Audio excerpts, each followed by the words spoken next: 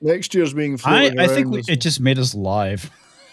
Well, It did. We're live. are we on Rumble too? I Have we got the massively Rumble? fucked that. No, I forgot to create Rumble. it's The I tell you what, red-headed let's just step start Alex Screwed again. up everything. Yeah. All Start right. Well, again. let's Actually, let's it try says this. we're live on Rumble. You just didn't set it up. Good. So That's good. yeah. Hi. Probably streaming over Coldest- the last one. that cold I set open up. was so cold it was frigid. Yeah, dude. I mean, Rigid. so I was telling the guys last night I was working on my project, and I'm like right in the middle of doing something, and the power flickers, and so I'm like, oh great. So occasionally, when the power flickers, it trips one of my breakers when my UPS is on. So I go and flip it. I go downstairs, check, and make sure it's all right. Turns out my UPS is screaming. I'm like, shit, what happened? A couple of my servers rebooted, and the one that got jacked up was my NAS again. So I'm like, what the holy crap? So I'm like waiting for it to come online, and then this is basically the hard drive, which is just a USB drive. And it died. So I'm like, oh crap. So I tried to reload it again last night, and I'm like freaking out because it's taking forever. And I'm like, all right, fine. I'll just order a new USB drive, get everything plugged in. Hopefully things will be okay. And luckily it was. But I was like so fucking freaked out that I literally spent $3,000 on a new fucking NAS, parts for a new NAS. And what I was telling the guys is that, so I bought 10 14 terabyte drives used. Okay. Used price was around $208 a drive. That's what I paid new 4 years ago for 6 of them. right. Yeah, $200 around $200 a drive.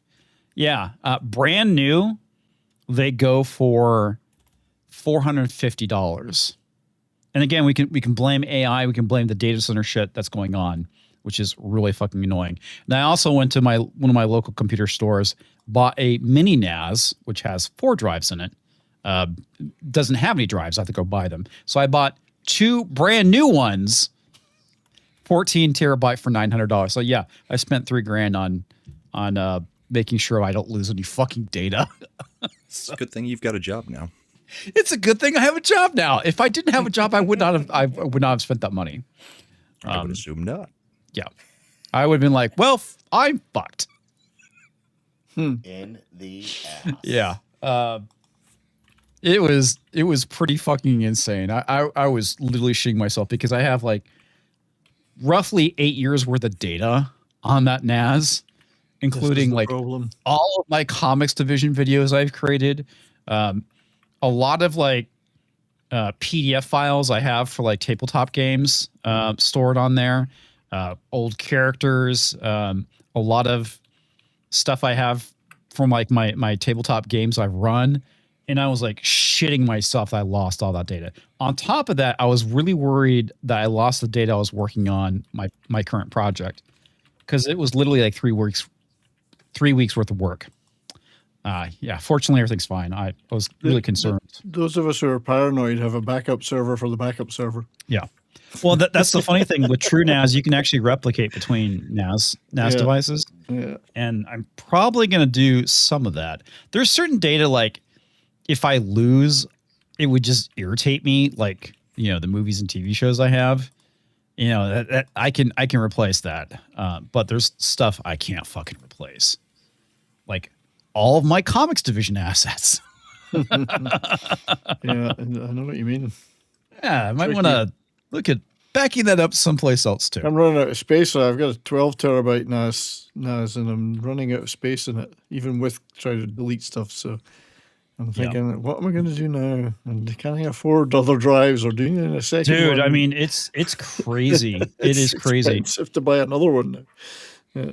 Like if I needed a backup one to migrate things to, I've got a small backup one, but not it can't hold 12 terabytes. Just holds the key stuff. Yeah. You've always got to be thinking about this. Just don't sit on it. Everyone goes, it'll be all right, Well, because No. my It's other losing. my original NAS server, I moved to the ranch. We all know what happened to that. It went up in smoke. Nothing good. The thing that sucks about it too is that the weekend before the fire happened, I was like, things were getting late. I was like, I'll just get it the next time I come out. But this is the problem. So I'll just leave it. I'll do it next time. That'll be fine. You know, And then no before big you deal. know it, you've lost everything. But, Yeah. so you and need that- to build the comics division data center then, don't you? Well, I mean, technically, I have the Comics Division data center in my garage. So, yeah. That's why when he switches everything on, all the lights in the entire neighborhood go off. Yeah. I mean, it's not that bad. But Everyone's electric bills went up by 500%. my electric bill went up by 500%. So, yeah. That is my tale of woe, is the reason why I'm woefully unprepared today. Because Now of that. explain why So there was what's- no intro. Yeah, what's different from normal then? We don't need. It's no par for the intro. course, That guys. stinking intro. We don't need It is par for the stinking course on the lack of intro. You get to see us talk 8 minutes sooner. Yeah. Yeah, the show starts sooner. That's all it is. This is a special night. Yep. So it's Everyone all knows the all intros good. so well they can just pretend they've seen it. Yeah, They know just it's Imagine you identified Imagine the the fact intro. that you saw an intro. You identified as a Comics Division intro. That's Mhm. enough. That's all you need. Fair enough. I like Nick's new office though. I know. Yeah, I mean, your office looks Yeah. great. Looks It nicer does. than Don't tell mine. HR. Otherwise, they're gonna. Where's the hot secretary?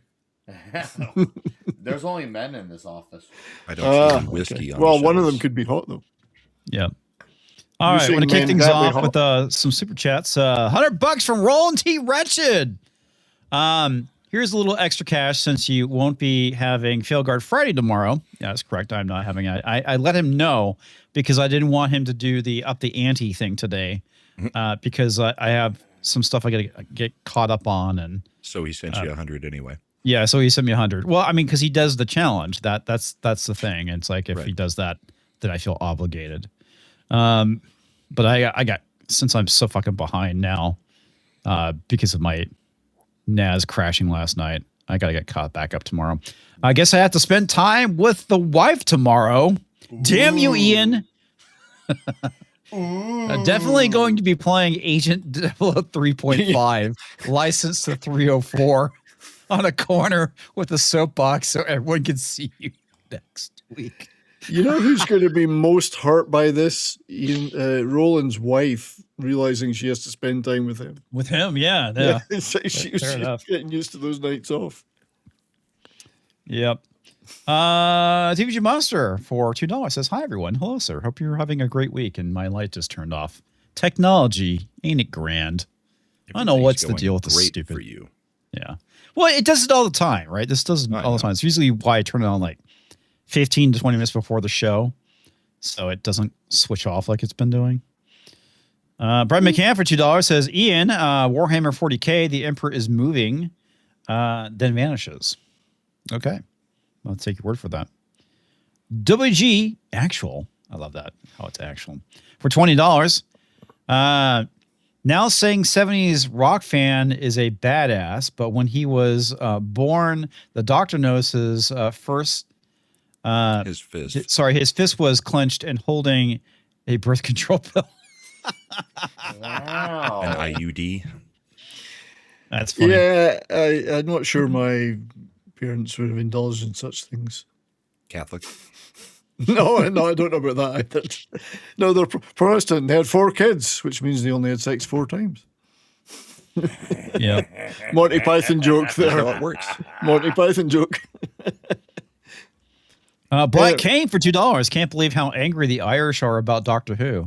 What are Now, they you mad see, about? that's just misinformation, and we need to put a stop to that kind of thing. They're not mad about Doctor Who. They're mad about Stargate. Really? No. Oh, Do you really not know what's going on? You No. really don't know what's Well, going I mean, on. other than the fact that Doctor Who got canceled, the Christmas A special. guy tried to cut off another guy's head a few nights You ago. haven't seen the video because just about everybody in the world has Oh, seen it by that now, I video. would have thought. Okay. Yes. Bush All right. video. All right. What's surprising is And that the the guy, streets are burning. the streets are burning for the I third haven't night. seen in a Who row. who's video. burning them? Is it the white guys? Or Yeah. Okay. Who Somebody's knows, finally because they're all standing wearing up and masks. firebombing areas where the immigrants live. What I find interesting is the tactics that they're using are those that are normally used by the left, all dressed black, masks, OPSEC, no phones. They're sending kids to distract the police while the real work's going on over here somewhere. That's the Irish way, of course. Yeah, After I mean, decades I of knew trouble about in Northern Ireland. I knew about the incident, but I didn't I've been so fucking busy this week and disconnected from stuff.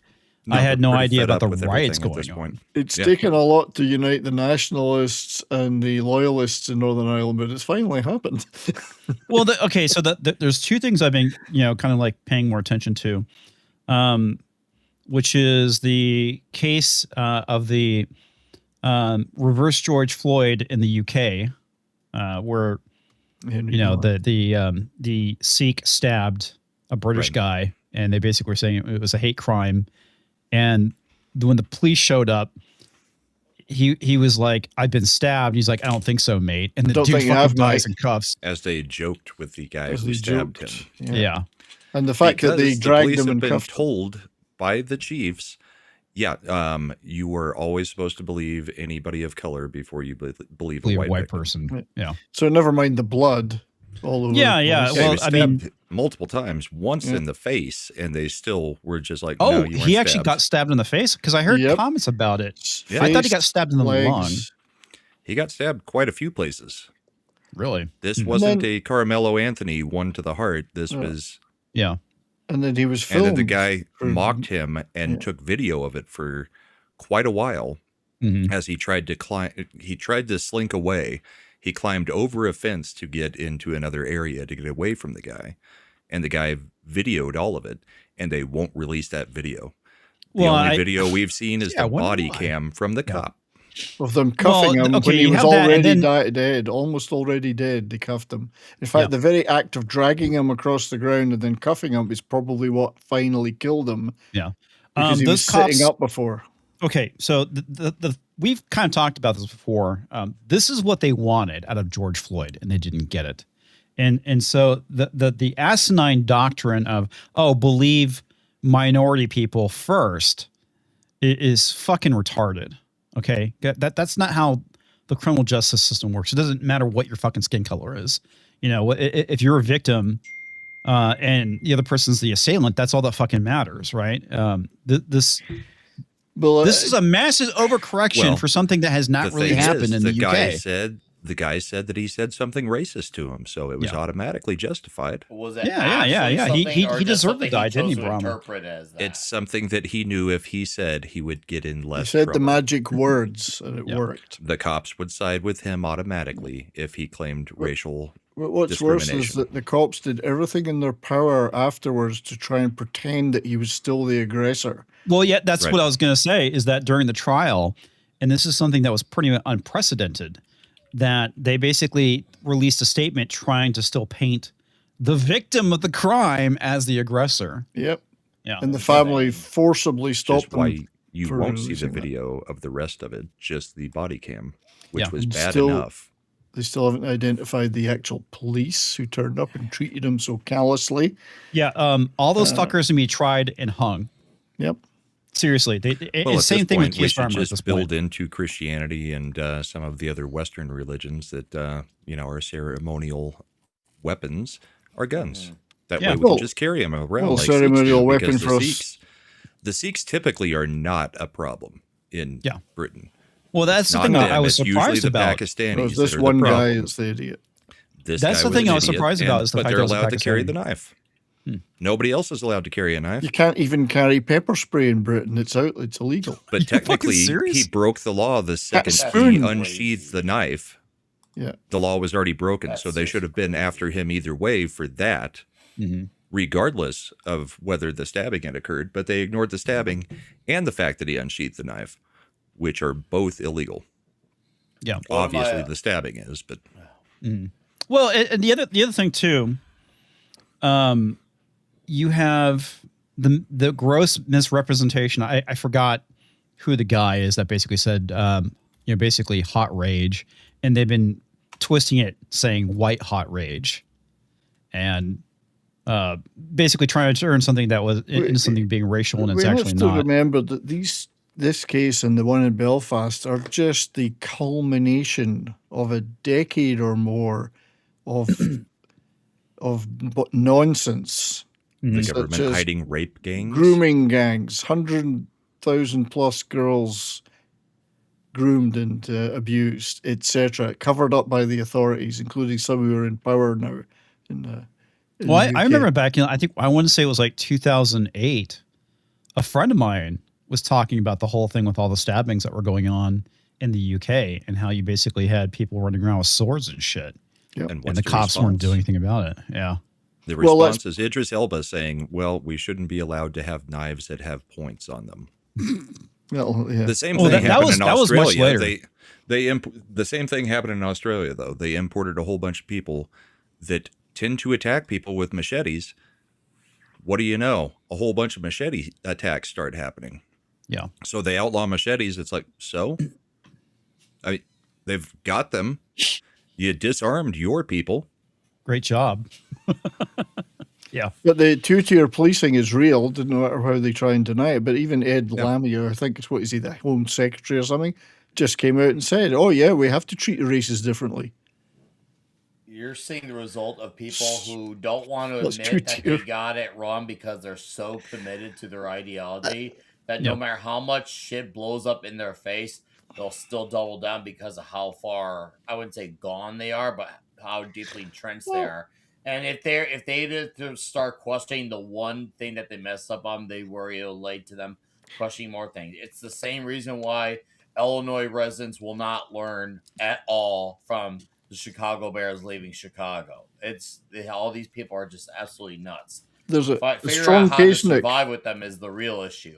I How wanna- to I wanna survive get with this- people who don't want Well, to be a just proper before country. that, though, Nick, there's a strong case to be made that they didn't get it wrong because it's exactly what they wanted. The Mhm. leaders of all these Western yeah. countries. This is I don't disagree exactly with what that. they wanted. They Yep. didn't I don't get anything disagree with wrong. that. It's been a But success. it's so from funny their when it perspective. backfires Yep. in their face and they're still acting like, oh man, this didn't work out this way. Okay, well maybe we just gotta try it again. Vote the same way again. Maybe so and so will change or give us more of what But we want. they're They using never and learn. They're exploiting incapable of learning. the- A lot yeah, of them are. They're exploiting the chaos in order to introduce more censorship, surveillance, cracking down on people complaining or noticing. It's all planned. This is what they wanted, and they're exploiting it. So It was funny when I was picking up the NAS today. I was talking they to say. about the guy about the whole thing with the hard drives because one thing I thought was pretty neat is they make a NAS now that takes NVMe drives, which is basically the little memory stick. Of course, those things are outrageously expensive. $700 for a 4 terabyte drive is insane. Wow. And we're talking about the whole thing with the prices of regular hard drives going up. He's like, well, the data centers are snatching those up now too. And he makes this comment about, yeah, basically they want to make computers so expensive to the point where you have to lease them and basically connect to the cloud. Yeah, And we've been Of course, talking about because having to another lease thing that RAM. you don't own, another thing that you don't own, Yep. and becomes subscription based, you'll be happy Yep. to get another thing that you can't have. You know, the funny Rent it thing is, out. I read an article from the Register back in, it was 2001, talking about the whole thing about software as a service, essentially. The idea that you have a monthly license you have to pay for Windows. And if you don't pay it, they just shut you off. And it's just like you don't own Insane. anything anymore when it comes to computers, practically. No, they don't It's- want you it's to own insane. anything. It's I'd insane. even make the argument they don't even want you to own houses nowadays. That's why No, they make them don't. all They look don't. the same. It goes back to what we're talking about, the Great Reset. You will own nothing and be You happy. will own it. Yeah, Yep. 2030, Agenda 2030. You will own nothing. And you know how they Lindsay sell it? Go ahead. says, now you understand why us Americans cling to our guns. Indeed. That is 100% the truth.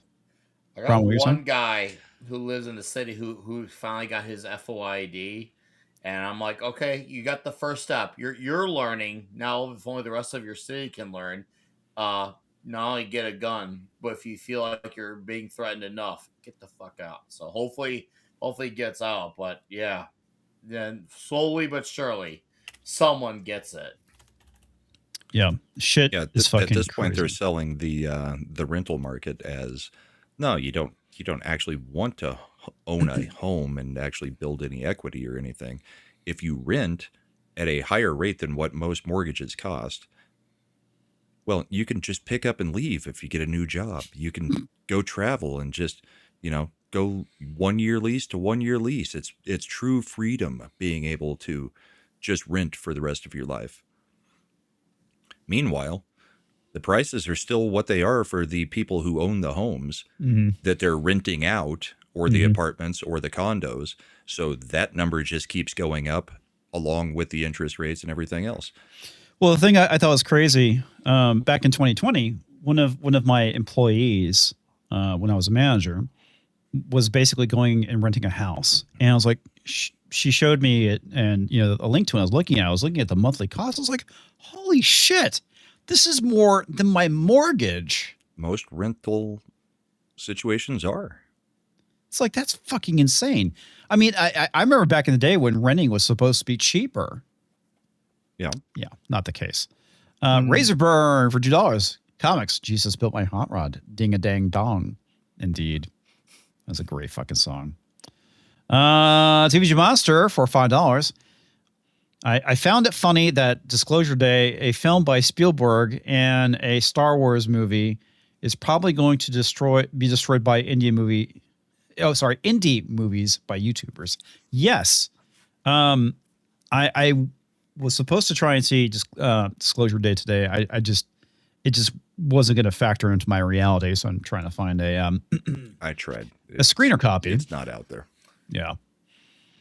It's not performing well, by the way. Like, at least locally, like I took a look at some of the screens. It's not performing well. I know I told you before the show, but I saw Michael today, and funny enough, we accidentally got into the wrong room, and we were about 2 minutes into He-Man. I'm like, oh crud, we're at the wrong Michael movie. Jackson looks a bit different these days. Wow, this is not the Michael Jackson movie I was expecting. There is a funny takeaway from this. Not just because we got the wrong movie. It's just they both start the same exact time at 4:05 each, and their rooms right next to each other. But the funny part is, Michael Jackson, as a chase, movie's been out for 7 weeks, and He-Man's been out for 6 days. There was no one inside the room for He-Man. So when me and my youngest minion left the room, there was absolutely no one in it. We would have been the only two if we actually watched it. And then we go on to Michael going on 7 weeks, and there was a good amount of people watching it on a Thursday afternoon. 7 weeks out. Insane. Yep. WG for $10 says, saw Disclosure Day this afternoon. Ham-fisted story, acting, character development, and CG best described as horseshit. It was so bad, I'll only recommend it to my enemies. Holy shit. I haven't seen anybody say that it was good, and I had no interest in it to begin with. So, I mean, it got popped on us a little late for F&T, and I was like, I almost bought a ticket, but for the 6 o'clock showing, but I was like, yeah, maybe I should hold off. And I'm glad I did, because some things happened to where my day got pushed. And by the time I got done, it was already after 6 o'clock. So I would have missed the movie, and obviously I have the show, so I can't see a later screening. And on top of that, I was trying to desperately get my NAS working so I can make sure that I didn't lose any of my crap. That to me, honestly, was the most important thing, was making sure that I had all my data. So, well, I may have overcompensated a bit today. Care for that movie even a little bit. So, yeah. Wow. Yep. And people Eric, were somewhat excited about it. I don't know why, but they were. What happened to Rumble? Well, I kind of fucked it up. I forgot to set it up. He boomered it. Yeah. Well, because by the red exclamation point back here now. Yeah. By the time I got home, it was closer to 6:30, and I heated up some food and immediately started going to work on my fucking server, getting working again. So. Yeah, that took a bit. So, and by the time I really started reading stuff, articles and whatnot, it was probably around 7:30. You had a life today. 8 o'clock. Okay. Yeah. We all have those from time to time. I almost canceled the show today. So, Eric, check the I was DMs worried the show wasn't going to happen on my end worried. because how stormy it was. Our sky's orange right now. Our sky's orange right now in Illinois.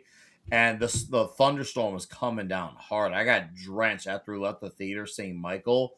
And I had to drive like 10 miles per hour on the roads. It was insane. and they're saying it was like 80 miles per hour winds. It was wild. Which DMs from Twitter or The glory hole. okay? That sounds bad out of context. Well, there's times. Yeah, there's times where. All right. Oh yeah, no, I did see that. I did hear about that. I'm being it that I was told things in private chat. I'm not gonna say anything. Right. So I That's why I I don't asked know. him to check the DM group, because he's the one who is informing us. Yeah. Well, yeah, I already heard about it. But the other thing I've been paying attention to slightly is the whole situation with Carmelo Anthony and how Black Twitter is fucking melting down to the point where there's people that are wanting segregation, wanting to leave the Weird. country. You know, at this point, I mean, we shouldn't have to give any like free language to anything we say anymore. Yeah. We shouldn't have to give any kind of, disclaimer about what we're going to say as white people, because it's like, if I said half the shit that they have been saying after this, we'd be completely run Tar out and of feathers town. is racist. Yeah. But the black fatigue thing is real. I mean, we can Black do the fatigue is real disclaimer. amongst Not blacks. all. That's true. My whole thing But now I am is like, sick of this kind of crap where there is such a double standard for what oh yeah, there some is. people are allowed to say and what we are absolutely not allowed to say at any point. Yet they're the ones who say my equality, my equity, yet they don't want it when it doesn't work towards them. You Well, the guys funny thing don't is listen you to have a- you facts. have It's like, yeah, we do. The facts were what were presented in the freaking court case. We knew them on day one. You guys made up your own facts and then tried to present them, and they perjured themselves into the ground with the defense. That's why he's guilty, because he did it. The thing that's fucked up about it is you have like this one personality saying, black people, we need to leave America and go back to the land of milk and honey, Africa. And I'm like, fucking go for it, dude. You won't last 5 minutes. Have there. at it. Well, they've Have at already it, got man. Liberia. They won't Liberia. want them either. I'll fucking buy you a ticket, man. Get the fuck out of here. It's I like don't care. if that is your attitude, that you fucking hate this country so much, you hate white people so much, yeah, go back to the motherland. It's fine. But I can I'll pitch guarantee in you and help actual with the Africans ticket. aren't going to accept their antics either. Yeah. Well, not just accept their antics. It's like most black Africans don't like American blacks because Exactly. You know why. They wouldn't be tolerant. They would not. Well, no, They would not be- it's like, dude, your people lost. We sold your ass. That's kind of their attitude. But yeah, it's whatever. It's like if that's your attitude, go ahead, man, leave. I'm completely fine with it. I don't fucking care. But listening to idiots like Jasmine Crockett, Oh, spout God. like she actually knows anything going on. She's like, well, if the knife was only 4 inches, I mean, it's like a pocket knife. That's not a deadly Of course weapon. she's It's gonna like, say that. it's literally a deadly weapon. He killed It him killed with somebody. it. He killed him You with it. idiot. Jeez. You're Well, a okay. lawyer. You're an It's like- attorney, Jasmine Crockett, I have as a congresswoman. How Right. dumb are you? Well, No, she's she's she's not no, dumb. she's She's not. She's not being dumb. She's running just defense. Not ingenious. being dumb. That- I exactly. think that's something that a lot of people need to understand is between the hers and the Brandon Johnsons of the world, they're not dumb. What She's they're already doing lost is her job, though. intentional. Yeah, Okay. she did. She lost it to a woke white dude, which is funny. Yeah, The they woke know what white they're dudes. doing. They just know that they can still do it and get away with it. They don't care. Well, Trust me, and we would this- know if this she is was funny. actually dumb. This is funny because Slytherin Peanut is right. He says, which country in Africa? They don't say. They just said, we're going to go to Africa. They'll probably go to South Africa where they're allowed to hunt white people. Probably. But yeah. If I it's had to fucked up. guess. It is absolutely fucked up. It's an unfortunate state of affairs where we're at. And I think that if these people want to leave, have at it. They won't last 5 minutes. It would just be nice if at least one person actually committed to that argument. Whoever it is, I don't care who. But if I hated living out in this country, I would try to make an effort to leave. if I hate it as half as much as they did. Well, okay, let's be honest. The only dude the that white said lesbians do that because Rosie O'Donnell left and Ellen DeGeneres left. They're the only ones that at will least actually they stick to left. that commitment. At least they lived up to what they said. Everyone else was just talking just to make themselves seem like a victim. At least they lived up to it. As stupid as they are, here's the thing: these people that say that they're going to leave America, they're not going to. It's all pomp and circumstance, right? That it's all showmanship. That's it. The dude that's going out saying that as blacks, we need to leave this country because there's no benefit for us here. He's not going to leave. I mean, come on. Let's be realistic. I mean, let's be realistic. Yeah. Why are all of these people able to go protest outside of the courthouse? Probably because they don't have jobs and they are just on government welfare and on the government teat that we all pay for. Brahma. So they're not going to leave the country when they're on the teat. It's just like 2020 when only certain people can protest about a certain thing and only the other people cannot protest about the other thing. I heard something interesting. There's a YouTuber occasionally watch called The Mac, and they primarily talk about like prepping and stuff. And he's saying that apparently as the summer goes on, they're planning a Summer of Love 2.0 right before the election. I don't know if you've heard anything about that, Brahma. I mean, they're looking for reasons. Yep. It may well not work. I'm actually surprised that because of the Carmelo Anthony verdict that, shit's not burning already. Even the race grifters did not get involved in this one.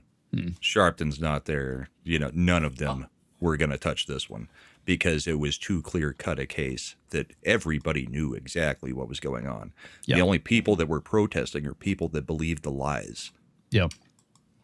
And they still believed them even afterwards. That's why we've still got all of this going on. But it's not enough to take to the streets in Texas. I mean, Frisco's an 85 to 90% white city. Mm-hmm. I mean, what are you going to do? Go to Dallas 40 miles away to go start burning everything? Because, I mean, that's the only place where they're going to get away with it nearby. Mm-hmm. Who fucking knows? I don't even think they can get away with it in Dallas. They did in the Summer of Love. Downtown Dallas. I was gonna say, well, I think pretty ruined already. It's a very unique thing, and I think something like that, they're gonna need something really, really, really significant to have it be on that level again. I remember stuff happening in Austin, but not Dallas. Dallas, the Summer of Love. I'm pretty sure Dallas is how we got Elijah Schaffer on the scene. I believe so. Because Steven Crowder happened to. Elijah Schaffer was with Blaze TV with a little known show at that point. Before he was with Sidney Watson, before he was doing anything really. And he happened to be on the ground I'm pretty sure it was Dallas. He happened to be on the ground and Crowder brought him on, and then Elijah Schaffer launched from that, and we've had to deal with that piece of shit since.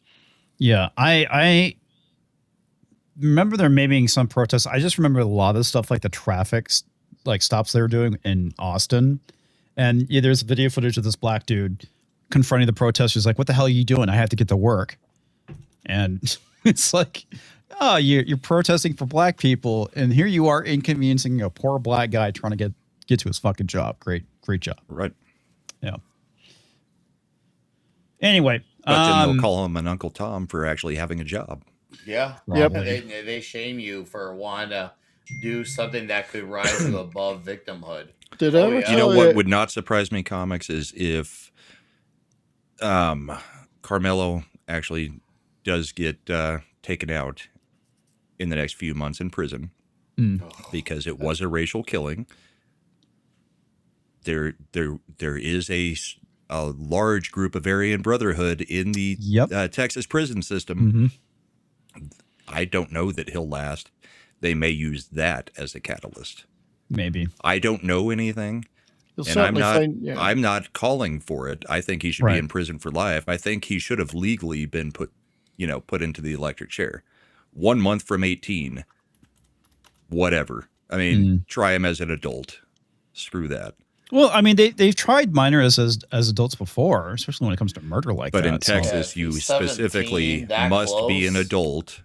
Yeah, he was 1 month away from being 18, from what I understand. So in Texas, specifically, you cannot get the death penalty or capital punishment if you're under 18. You can be tried as an adult, as he was. That's why he's getting 35 years, or had the option up to 99 years. Mm-hmm. But I believe in Texas what the ruling is if you're under 18, you can't actually get the death penalty. Possibly. So he was 1 month away. Lucky piece of shit. Yeah, But it's unfortunate. Well, and the thing is, again, if the roles were reversed, we all we all know cities that. would be on fire if if the white kid did it. They want a George Floyd 2.0. It feels like they've been trying very hard to get something, and it's because they advocated for shit like body cams and all this surveillance. Now they're trying to get Nowadays, Now they they're trying to get can't- rid of body cams because it's exposing the truth. Yeah, the Democrats are desperate to get rid of body It makes cams. you realize, oh wow, 9.5 times out of 10, it was not the police officer's fault. We just have people who make it difficult for the police officer to do your job. The few times where there is the actual bad apple, it happens, but it's a lot more rarer than we actually realize, which is a good thing, by the way. That's a good No, thing. I think It's a lot more one rare thing- than what insignificant. it's We a lot want more them- rare than what they realized. Oh, We knew yeah. the numbers. Mm. The numbers were like 3 to 7 unarmed black people were killed by police. Mhm. You know, More of in those a numbers year, based off of, possibly. though. That's a thing. Well, okay. The other thing too, like if you do a man on a street interview with almost anybody, they will, white, black, whatever, they'll say they will 1,000. tell you it's in the thousands Yeah. that the Yes. police are just killing unarmed black people. Oh, of course Yeah. they're gonna lie about it. Well, the one thing I think that police should not be allowed to do is stop their body cams. As we've been seeing what's been going on with this whole Lego event, because one of the things that happened when the police were talking to the owners of that brick and minifig store after they got done talking to them and went over to talk to each other, one of them muted the body cam. And apparently the other one did not, or maybe they redacted it when they released it. I think that's what it was, is they redacted it.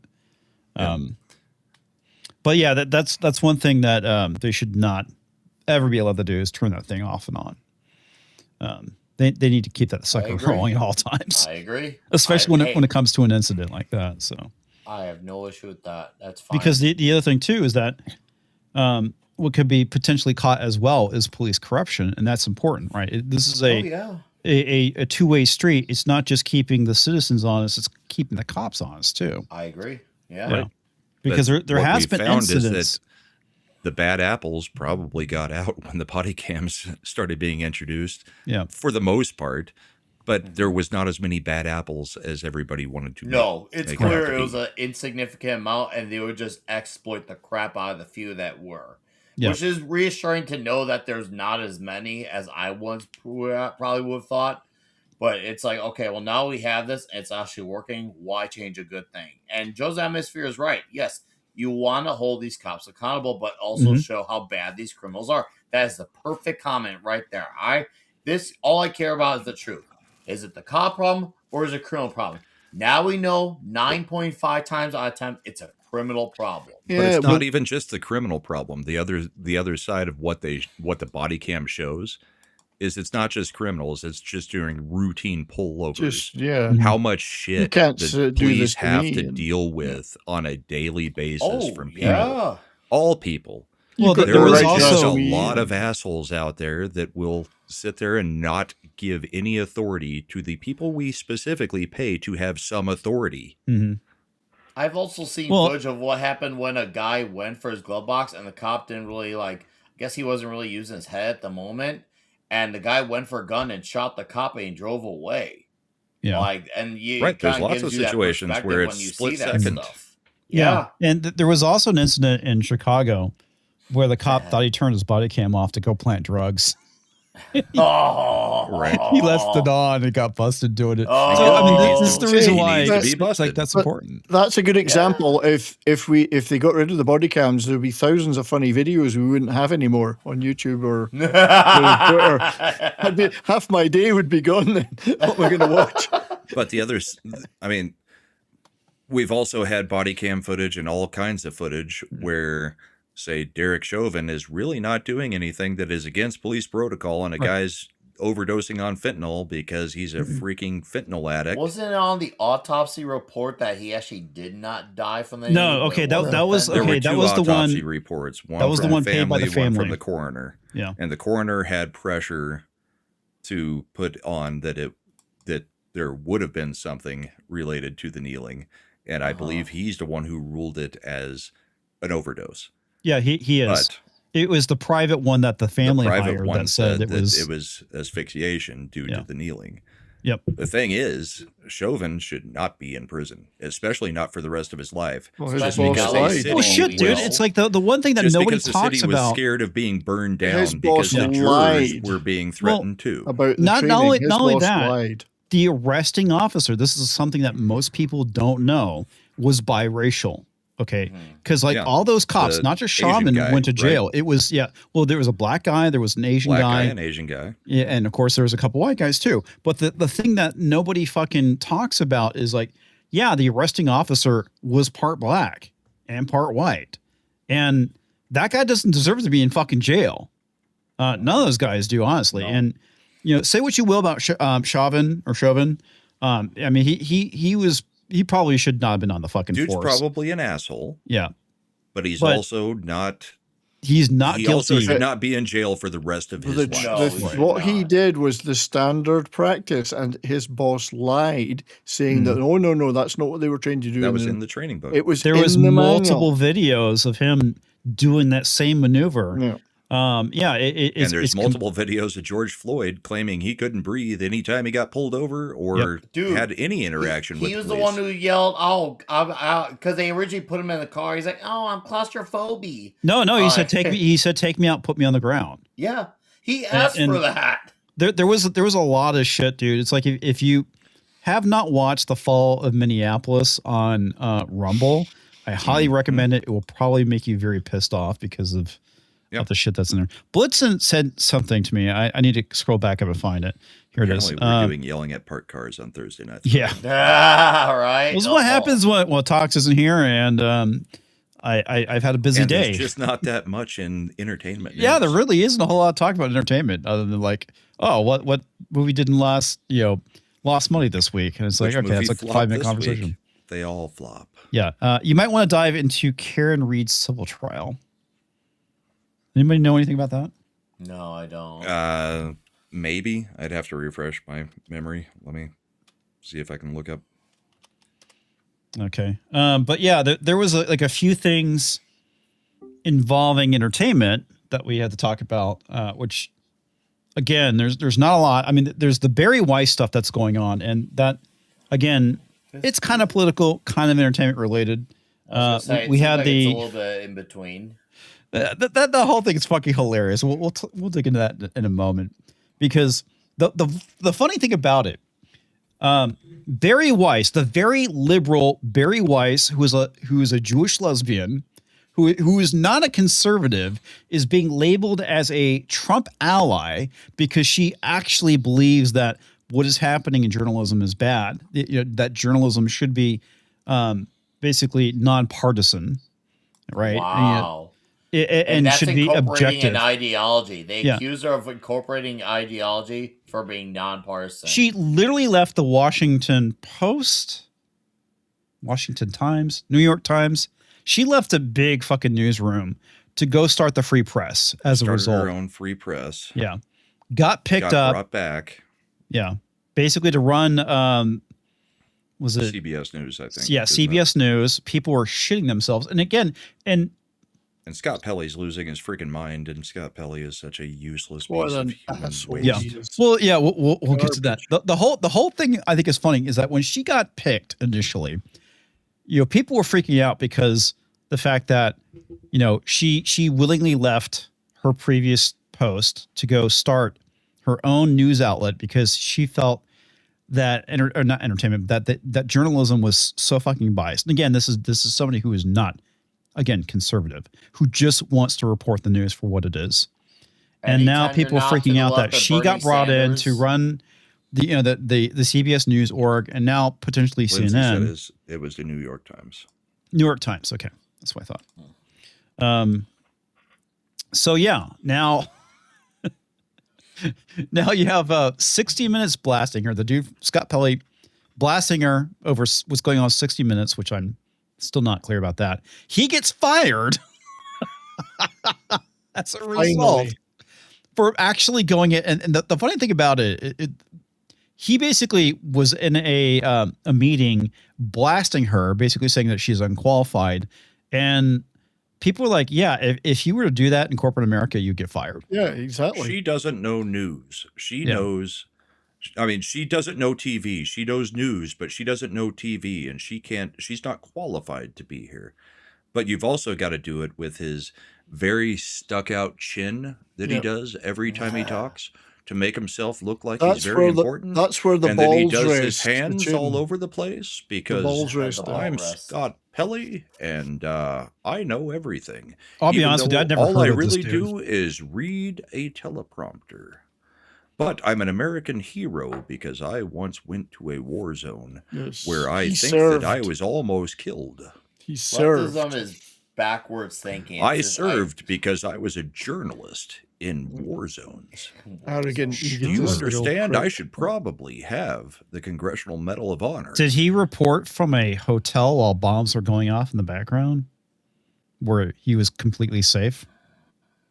Well, regardless, he still wasn't in the military. He didn't serve. He was on as the he ground claims. as a military reporter with a whole set and crew, and claims that they came under fire, which we've heard from very, very many journalists in the mainstream media Oh, and God. some Democrat candidates like Hillary Clinton. You know, She hit the tarmac. there were in just Serbia missiles launching and everywhere. We got onto the snipers were tarmac, firing. and there's people shooting at us, and no.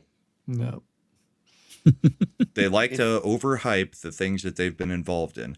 Oh, There of are course, they some that create have heroes been out of involved in some themselves. crazy stuff, like the chick who got surrounded by a whole bunch of Islamists. And Oh, yeah. Yeah. I remember I that. mean, there is stuff Yes. like that, but you're a journalist. If that crazy crap is going on, there's An activist, probably not a supposed to be a journalist. camera rolling to capture all of that. And we don't get most of that footage from them, so I don't believe that footage exists. It's because In he's her not case, being a yes. journalist. It does, He's yeah. being an activist. Activists they try to do whatever it takes to make themselves seem far more important than they actually Yeah. are, and their thinking is ass backwards. If you report politically neutral to them, it's conservative or all right or far right. But if you report with a far left slant, that's neutral. It's the most ass backwards Yeah. shit. Well, you're not Well- allowed to be neutral. You have to be on their side.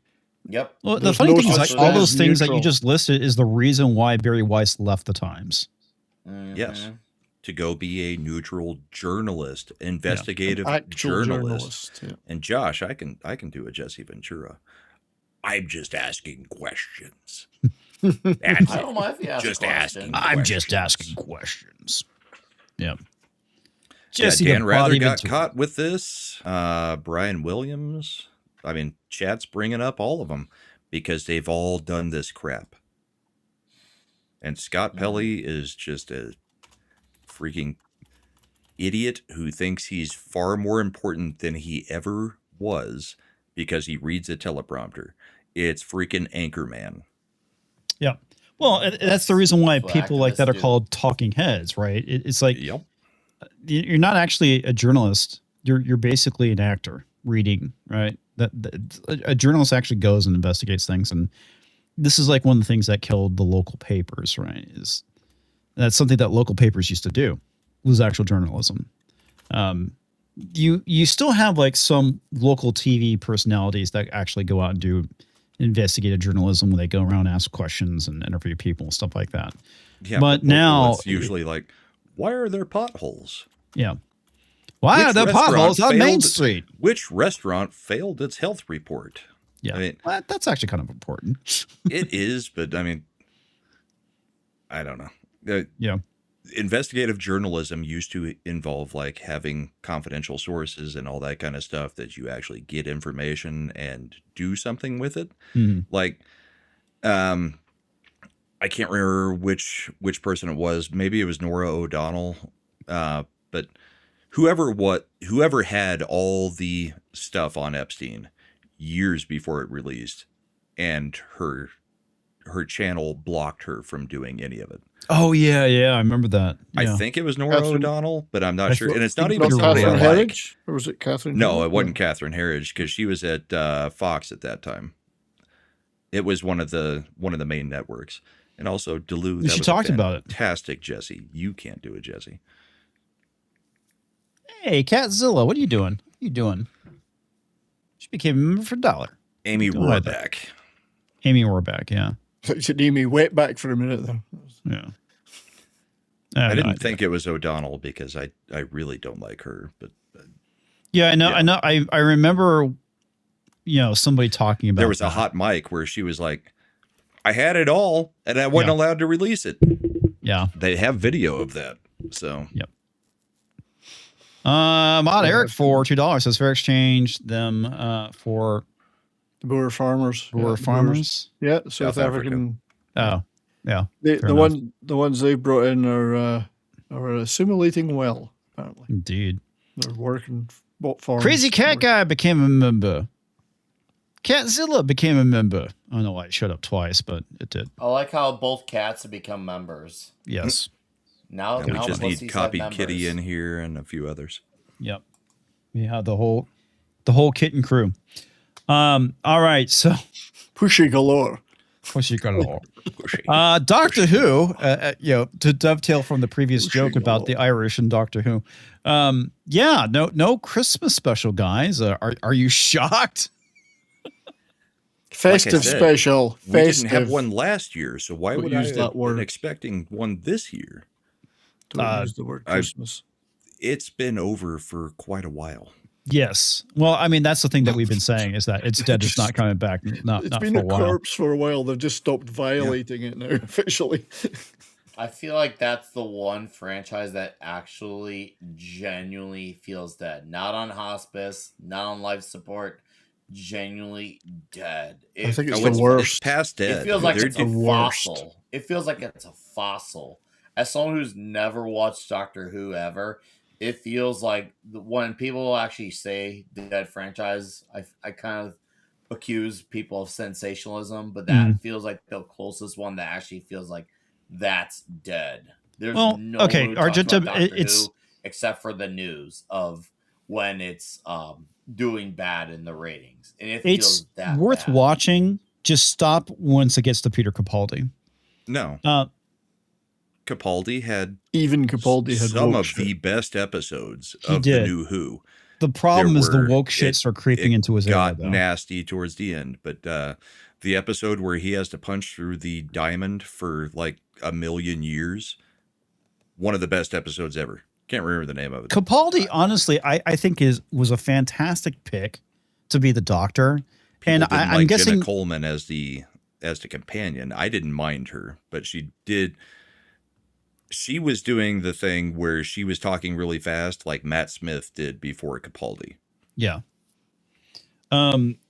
There's a point in time where you need to stop when Capaldi's run, because that's when the woke garbage started creeping into it. It was like the later seasons with him, but Yeah. I think maybe the first one or two seasons were good with him.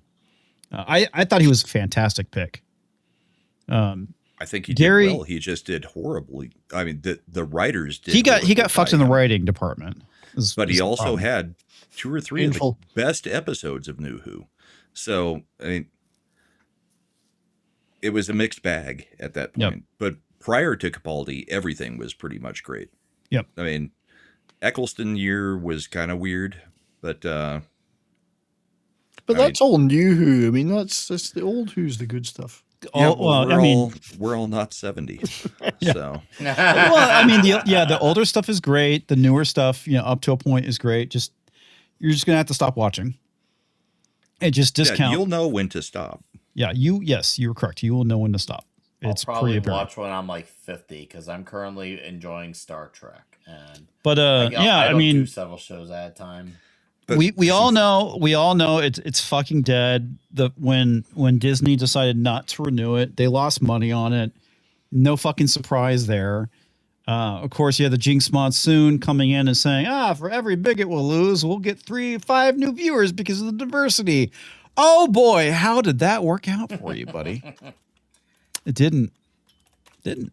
The modern audience is Yeah. a myth. And so we they- just started Boston Legal, my favorite show of all time. Boston Legal. Boston Legal was the best show ever put on TV. Between William Shatner and James Spader, it's perfect. I'll be honest with you, I never watched it. You should watch it. It's literally when the left and the right were still able to have a dialogue at the end of every episode. Mhm. William Shatner, Denny Crane, who is like far right gun nut, and his best friend, Alan Shore, played by James Spader, they sit on the balcony, Whiskey and have a cigars. whiskey, and have a cigar. But like, so comics, there's an episode where a guy tries to mug William Shatner's character. And so he's holding the gun on him, and William Shatner's looking at him, and he's like, here's my watch, here's my wallet. And he pulls out a gun and shoots. He goes right knee, right foot, left foot, and shoots him 4 times, the guy who's mugging him. The cops come and arrest him because it's in New York, or no, it's in Boston. So you're not allowed to have a gun, right? Right. So they're like, when he's in court, they're like, so they're talking to the arresting officers. They're like, so he did have a gun on him. It's like, yeah. He also had 4 others hidden on his body at the time. And then when we came to serve him the next day, you know, with the actual arrest, because this was just them investigating him after the shooting. When we came to serve him the next day and arrest him, he had another 8.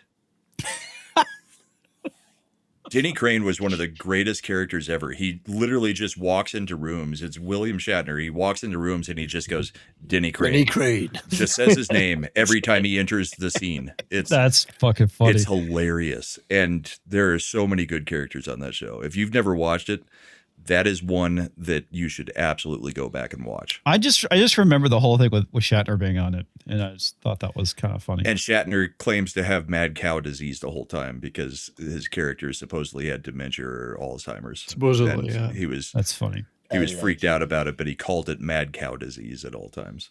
That's funny. All right. So BBC cancels Doctor Who Christmas special as Russell T Davies departs the series. So long. Thanks for all the fish. Thanks for nothing. Yep. Yeah, it sucks because Russell T Davies, he's the man who resurrected Doctor Who. Apparently, he was always a woke retard, and during that time period, the BBC kept him in line. And now that the BBC has fallen, he was allowed to run wild with the new series. And I mean, kept him in line. He had gay characters and stuff. Yeah, he did, and it was in fine. the early seasons Nobody of New Who, complained, he had about it. Captain Jack Harkness or whatever his name was, and so there were characters that he put into there, but it wasn't running wild. It was just being semi-normal in what we were getting in TV at that time. Jack Harkness was a great character. Harkness is a very good character. I thought he was great. Yeah, he was a very good character, and nobody fucking cared. You had a lot of stuff in what was the spinoff series? Torchwood. Torchwood. Which had, which was a lot more adult. So there was, a lot more gay characters in that. Nobody fucking complained. It was well written. Nobody cared, right? Nobody back then was calling the show woke. Because it wasn't about their gayness. They were just characters in it. Right. Nobody cared because it was well written, good characters, and that's all we asked for, right? Mm-hmm. That's Paul Rudd's gay brother was one of the funniest characters in I Love You, Man. And you can even make the argument that he was the alpha funny badass, and his brother, who was always good with girlfriends, was kind of the bait in a way because he was good with girlfriends, but when it comes to being like a bro with the guys, he was absolutely awkward. With his gay brother was just like he's a total like badass. Like, wow, that's a good character. See, Argentum what they would gets make it. off a gay. Yeah, there's a few things. Argentum's right. Argentum Nobody gets it. had a Gay problem. characters who had personality traits besides gay. Right. Yep. Right. Exactly. I was going to get to that one. So Catzilla said no one had a problem with Captain Jack. Very true. I love this one from Buffalo Blue Bear. It says RTD, the man who resurrected Doctor Who, then butt fucked it into gay oblivion. Well, he used it as a beard for a little bit. Then his acolyte, Stephen Moffat, started screwing it. And then he came back and screwed it into oblivion. Yes. And as Channel Surf said, he salted the earth. So it was destroyed. Yeah, he destroyed every bit of lore that there was. Salted the earth. Pretty much. So yeah, I mean, it is. I know it doesn't come to a surprise to us that we're not getting another Christmas special, and the fact that I've been saying since they canceled it or Disney pulled out that it's dead. It's fucking dead, Jim. It's not coming back. And I'm pretty sure at this point, no self-respecting actor wants to attach themselves to the show at this point. It seems to be one of the rumors going around that they just could not get anybody to do Even it. Tennant was like, no, the last time I was on, you guys destroyed my character as well. So I'm out. Did he actually say that? No, I'm just assuming because he's been asked. Woke. I'm almost 100% certain he's been asked to come back again. And he's always done it before. And they can't get anybody at this point. Yeah, well, I mean, because there was Signal and there was David Tennant himself is also a woke retard. He's very woke, yeah. Unfortunately, but yeah, it is what it is. So yeah, I don't know if I saw a rumor or if I misread something that basically said that Doctor Who won't return until maybe 2030 at this point. I don't know if that's what we've called for, a cooling down period. Yeah. Well, and the one thing I think is interesting out of this entire article is the statements by Russell T. Davies. Let me see if I can find it real quick. Here we go. This is basically what he posted on Instagram. Notice how that TARDIS is in trans TARDIS colors. went into trans, yeah. Yeah. The retardus. Yep. So he says, and so goodbye from me to Doctor Who, but hello to a big new future for the show, as the BBC announces it's putting the show out to pasture. The man who oversaw the show historical ratings crash said, what was that? It's not just a sex app. It actually means to put out to pasture in English. No. Out to tender basically means they're trying to find somebody to take over and I thought they were reboot just going it. to let everybody else. Tender. I thought I was hoping I know. that mean they're putting it on ice, but wishful thinking. Well, it might as well be, because who's going to pick it up? It should be, but they keep not giving up on putting crap out. Same thing with Star Trek, Star Wars, all these properties. They just don't let it be that, okay, it's clear that there is not an audience for these things. Wasn't it Starfleet that had like people watching in the low thousands, like the 50,000? Yeah, it was really fucking low and bad. Insane. I can't imagine who was much better. Oh no, it had the worst ratings of its history, and that includes the some of the poor periods in the 60s and 80s. Some of the worst. It had the worst ratings. So I press X'd it out on his next statements that you're going to read out. Yeah, we'll get to that in a second. Says, hate to say it, but 2030 is too soon. I agree with you. When they killed the doctor, part of me died too. Yeah, I know. It fucking sucks. The only way they could potentially ever save it is if they brought it back and completely removed from canon everything that happened. The Timeless Children has to go. No, all that shit has 100%. To go, and maybe cast Sean Pertwee as the Doctor or something like that. Somebody that's would make sense. Gary said Hugh Laurie. Hugh Laurie would work, yeah. Yeah. Hell, even Rowan Atkinson. Rowan Atkinson's done it for a laugh on comedy things, and he actually would be a good Doctor, I think Rowan Atkinson. Long-time showrunner pushed back on reports that the script had already been complete, or the casting discussions regarding a future Doctor had taken place. For the record, there was no script.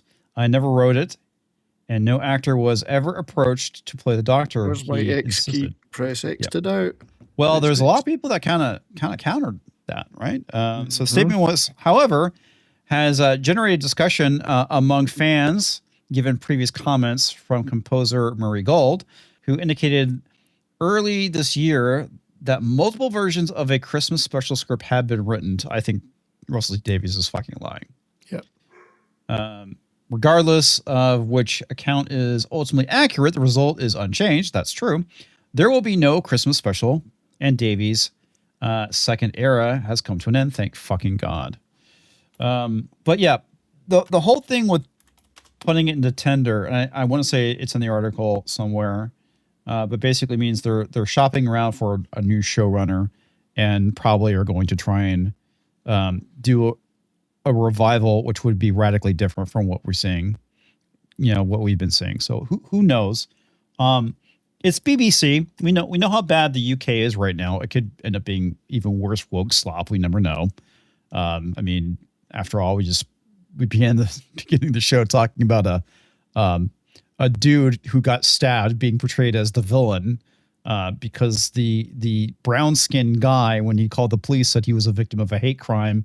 And of course, because the individual, and again, this is an accusation that was made with no investigation, was stabbed and dying, they didn't take anything he said serious and didn't render any fucking aid. The other thing too, which I thought was pretty interesting, was the whole thing with the George Floyd incident. They actually called for an ambulance, and the ambulance was actually running late. God damn it. Seriously, what the fuck is going on with this stupid thing? Tom is like buried underneath everything. Help. Try. There's Tom Connors. Help me. Tom Connors! I'm stuck. Yeah. He's here. Just Oh. us or what? But the thing that's funny about it is that, the police actually did call for an ambulance where they did jack shit for this guy. So apparently, there we go. Now it looks normal. What the fuck is going on? Can you see me? Can you hear me? Can you feel me? Oh, we can feel you. Yep. See me, hear me. Yeah, apparently it's just on our end that they see it just fine. That's weird. Yeah. Anyway, Doctor Who is dead. How are you, Tom? I just got back from Disclosure Day. How is that? Sorry. Oh, you Fucking live. retarded. That's all I've You heard. Don't say. And long. And it's basically a shitty remake of Close Encounters of the Third Kind, but shitty. What? Are you serious? Yeah. He it's remade really his own shitty. fucking movie? Pretty much. It's like there's so many similar beats and like things to it. It would have probably been better had it been a sequel to Close Encounters. But then, I swear there's got to be some weird allegory for immigration rights somewhere in here too. I'm feeling through it, but it's so fucking boring. And it's just boring. It's like Steven Spielberg thinks it's the 1970s still. Well, didn't he say that if you went to go see it and you were religious, it would make you question your religion? No, it does not. It's not that cool. No, He's fucking retarded, man. No, it's just fucking retarded. It's just so stupid. He used to be such a great director. Now, I mean, ever since Did What Ridley has he Scott done direct lately? this or something? Because I'm trying to figure out what the fuck's going on. Because it's so pretentious.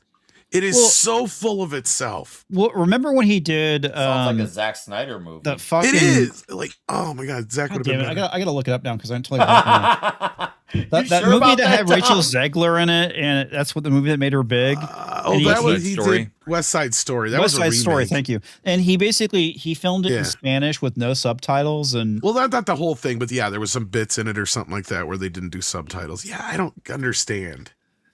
it's like And I Well, get where you're getting going with boomers this. making movies now, and they're no longer. No, in but touch what with Ian's trying to anything. say is he's got some like thing where he's got like he's clearly like got how do you want to put this? He's high on shoving his own supply. no, but he's shoving stuff in there for immigrants. Like he's definitely like between the West Side Story thing, now this thing, because he treats the aliens like immigrants in a weird way. Oh, Maybe of like course Arnold, he does, he's screwing one of because his they're maids. aliens. Well, it's just so stupid. The whole plot is so stupid. It's like, okay, so you got two couples and you got Coleman Domingo and this other guy, right?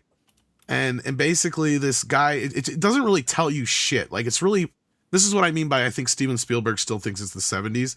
This movie feels like it was shot in the 70s where you can just throw your audience into shit for like an hour before you actually explain anything to them. That's not the way the world works anymore with movies.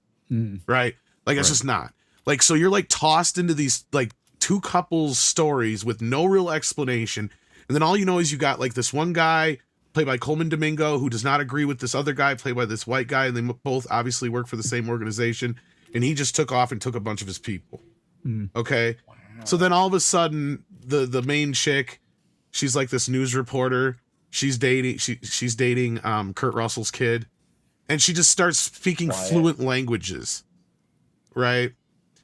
And at the same time, this other guy is like on the run. He won't tell you what for. You don't really get what's going on, but they got his girlfriend, and he's got these USB stick things, like they're really fancy ones.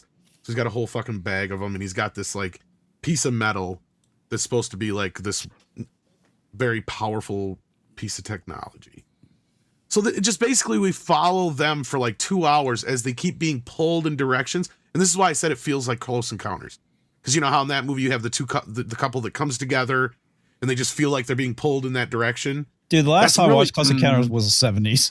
But yeah, but basically if you remember that from the movie, that's kind of the plot for like 2.5 hours. Yeah. So you got like these pooling.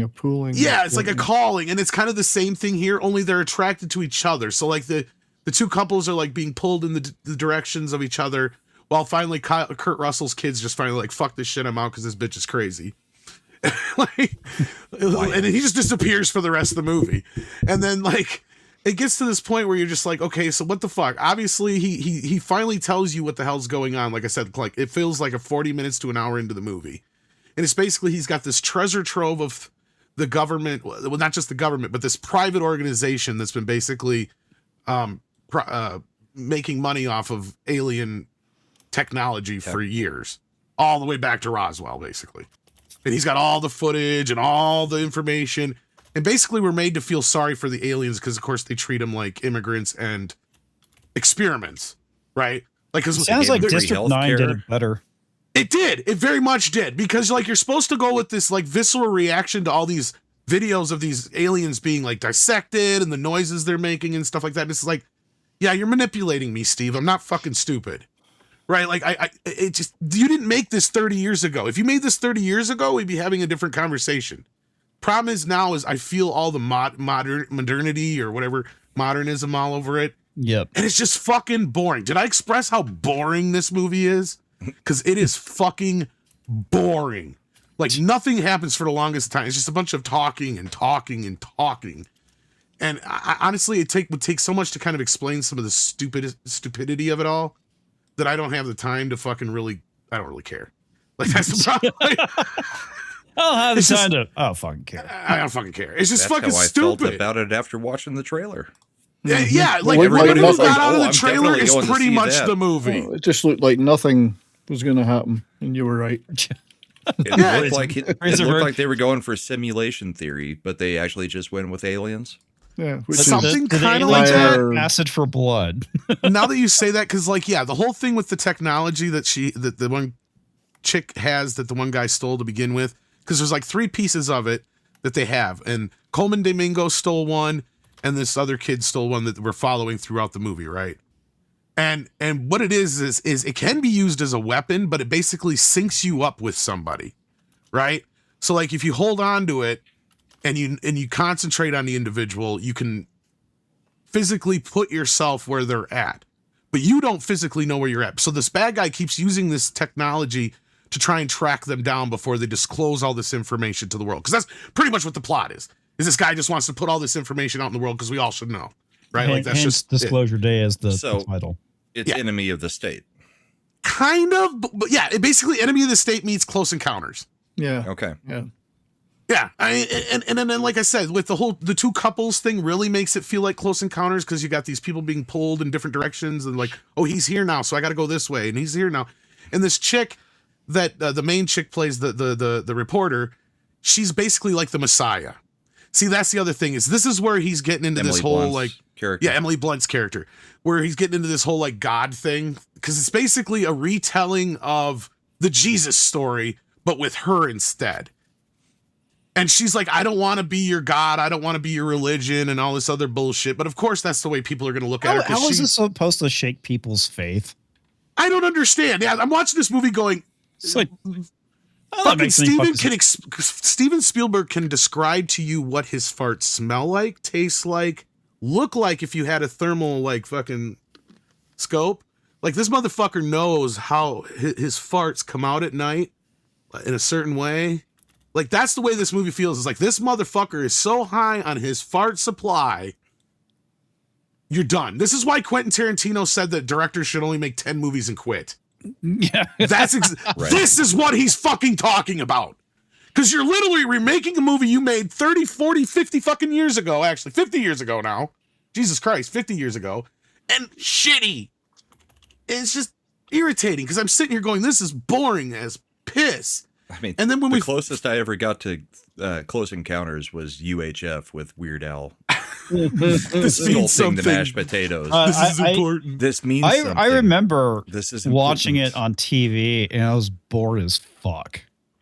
The original Close Encounters is one of those movies where as long as if you either grew up with it watching it or you can understand where it comes from as far as the era of when it was made. No, I was young when I watched it. I was like, I mean, as far as that goes, like, I mean, It you gotta always just understand. felt like Cocoon to me. It kind of, well, yeah, same it's kind of a crap where I was too young to really give a crap about it, I and I actually never liked- revisited it. As an adult, I like Close Encounters quite a bit. As a kid, I didn't really get into it as much. yeah. Because there's just not that much there. There's like, what, 5 scenes of actual flair? It's a And little that's bit kind of the slow. way this visited. movie's made, too. And that's the problem. No. Is like, dude, Steven, this is 2026, not 1976. You need to come up with something a little bit more than Yep. this. Like, and when we finally see the alien, it's like, dude, you're not showing us anything you didn't show us in Crystal Skull. Like, this is nothing new. Like, you're not So he giving thinks us... he's breaking news, and it's really just rehashing everything that he's already done. Exactly. He thinks he's breaking new ground in some... He's Like, breaking new seriously. wind by the sounds of it. Yeah, more like breaking new Breaking wind. new wind. Breaking new wind. Because I will sit there and say, Steven Spielberg is the greatest director of all time. Like, you can't argue that point. He has made so many movies when he was I young. think you know, Alan Smithy's the best director of all time. maybe, well, that's debatable because Alan, he had that Coke era. That's what it was. Exactly the point was, right? Like, see, that's the thing. And you're not Was. wrong because we're getting to this point where Steven's had more bad movies now than he's had good movies. Because Yeah. I'm sitting here stretching back to the last good movie I remember watching, and that was fucking Catch Me If You Can. That is the And last that's good Steven Spielberg Early movie I can remember. 2000s. Was Right? that- Yes. Well, yeah, that's right. That was him, wasn't it? Yeah. I want to get this from Commander Ed Straker Shack, which I think is pretty funny. So Cuddles Casino released his review and gave it a 3.5 believe out that. of 10. Yeah. Oh, I don't believe that for a second. If it's a bad movie, he's usually somewhere around an 8, 9. It's his Yeah. favorite movie of the year. Yeah. No, this movie's Um, that bad that I think even like the few people that were in the audience with me, because I got up and I said, well, that was fucking retarded. And they all kind of laughed. And there was literally only like 3 other people, like 3 other couples in the theater with me. And I'm like, it's just basically Close Encounters, just dumb. And he's like, Even the one duller. guy was. So this is Yeah. Close Encounters of the retard kind. Yeah, basically. Yeah. Oh, well. Balls. Yeah. I Pointless. mean, it Pointless. sucks because, he was such a great director. And For 2 I'm trying to remember what it's like. and When was- then yeah, he was done. and then he was done. Yeah, What's his last great movie, would you say? I would say Catch Me If You Can. But I mean, his last Spielbergian movie was probably Lost World. See, and that's the thing is he changed around the time he made Schindler's List and Saving Private Ryan. After those movies, he hasn't. Those 2 movies were great, though. They are great, but they're the least Spielbergian, and they're also the last True. movies he made that were like actual successes, if you ask me. So Because then the last good Wasn't thing Minority he did was Band of Report Brothers. a movie? Kinda Yeah, did Minority well, Report though? was another good Yeah, one. Minority Report did well. yeah, that was basically him just making a fucking Ridley Scott movie. Okay, Yeah, I don't disagree with that, but it's still a Steven Spielberg movie. No, I know, and Did he's well. made some good movies since then. Yeah, but he just hasn't been was the one of same his last guy. Great one. No, Oh, that's I right. I agree. forgot he did Ready Player One, too. Ready- Yeah, and that was Um, one I argue he was just too it's- close to. It's about 8 years ago now. Holy Yeah. shit. Yeah. And Ready Player One, I think, would have been a better film had a younger director had their hands on it. Because the problem with that is it's Steven Spielberg being too close to the material, in my opinion. What was the animated one that he did right around that time too? That was something that people actually. Oh, the liked? big It fucking was- giant. No, Yeah, BFG. BFG, yeah. He did BFG. well, that's one of them. Yeah. He did an animated movie. 1010. Tintin. Oh, there's the Tintin one. Yeah. I mean, Did that's he- more recent, but I mean, That's not Spielberg, really. That was a thing he was doing with Peter Jackson, though, too. So, like, I mean, but yeah, no, he hasn't really done or said or been anything close to what I feel. We're getting to this point where he's had more bad years behind him than he's had good years, right? Like, yeah, so I I'm mean, starting to understand more and more. Good years. Oh wow, I didn't realize he directed Hook. Holy shit! Yeah, that was one of his. Yeah, that's the one he's most ashamed of. Really? Really? He Sadly. hates Hook. Why And is he it's ashamed of probably that? my I favorite like movie Hook. that he ever did. He hates it. Well, he's wrong. He Hook has is said good. multiple times it is the thing that he is most ashamed of that he ever did. Sounds like he's a bitch. Well, I because like like, Hook. okay, I forgot he did Empire of the Sun, which is a great movie. He did Amazing Stories. I don't understand why he doesn't like Hook, other than he made it at a time. Too bright Like, and colorful and campy is what he's. As I say, the basically critics saying. didn't like it, and it didn't Yeah. do that well to box. Of course, there's office. Jurassic So he's got to Park, care about. a cult He's got to care about the classic people that who don't everybody pay for his loves. movies. I was just gonna say, yeah, he's not like, and I love The Lost World, but if he's gonna apologize for any of his early films, that's the one, because that's what I said. That's kind of the demarcation point, because that's actually the first sequel he ever did, right? Because you guys got to remember, before that, Jaws, they tried to get him to do another one. He said no, and all that other stuff. He did The Lost World, and I like that movie unapologetically as a bad B movie. But let's be real, that's kind of the moment he changed, kind of. It was like, okay, you're not Steven Spielberg anymore. You're literally making a sequel to your other film, and And that was adapting the portions that he just left out of Jurassic most Park. of it. And then there's some of the stuff from Lost World in there. Mhm. Yeah. But that's the problem with that, is the book Let's is go shit back anyway. and get the aviary. Well, the Well, problem with okay, that- so he also did AI, which was I'm trying to remember. that was one that Kubrick was going to do. See, that's the Kubrick, other thank thing. you. I was trying to remember who was the original director for that, Kubrick, but he which died one? at that point, right? And that's when he Yeah, took Kubrick over. had died, and it was one of his last or one of the movies he was going to do next, possibly. And it is a shit movie. I don't know. Which if you one? guys like it, that's cool. AI. AI is okay, Oh. but I thought it was it's shit. It's not a movie I would honestly go back and rewatch. I mean, I didn't mind it. I didn't hate it, but it's just just- okay. It's E.T. with Just- robots. okay, yeah. Yeah, I had Jude Law in it, and enjoy Jude Law. Haley Joel Osment is in it. Jude Law was pretty good. Yeah, he was good in that. Gigolo Joe. And I don't know. I mean, it at least I am the Jude Law. it's weird. There's one aspect I'll give to it, because Spielberg and his fucking Disney stories always because he interjects one here into this movie too. That's the one thing that's like, it almost feels like, are you sure this was meant to be a Kubrick movie and it's not really a movie you wanted to make? Because that whole thing with Pinocchio and AI is Yeah, I always heard so that Spielbergian. a friend of mine told me that basically if Kubrick actually directed it, it would have ended when he got to the Blue Fairy and shut off. that would have been the Kubrick ending. I don't know if that's actually true or not, but that was what a friend of mine said. So I could believe it. yeah. I mean, I don't know, That's man. We true. shouldn't Really, have been some uncovering cracking all about those Indiana sex rings. Jones. But the thing with Indiana Jones is they're not direct sequels, right? No, the second one's even a prequel. It's a prequel. Prequel. Exactly. Yeah. Yeah. So I mean, they're kind of like, and he even said it. I kind of consider these James Bond movies, right? Yeah. And that was the whole reason why he literally put Harrison Ford in James Bond's suit in the beginning of Temple of Doom. Speaking of the prequel again, Yeah. but again, yeah, like I don't.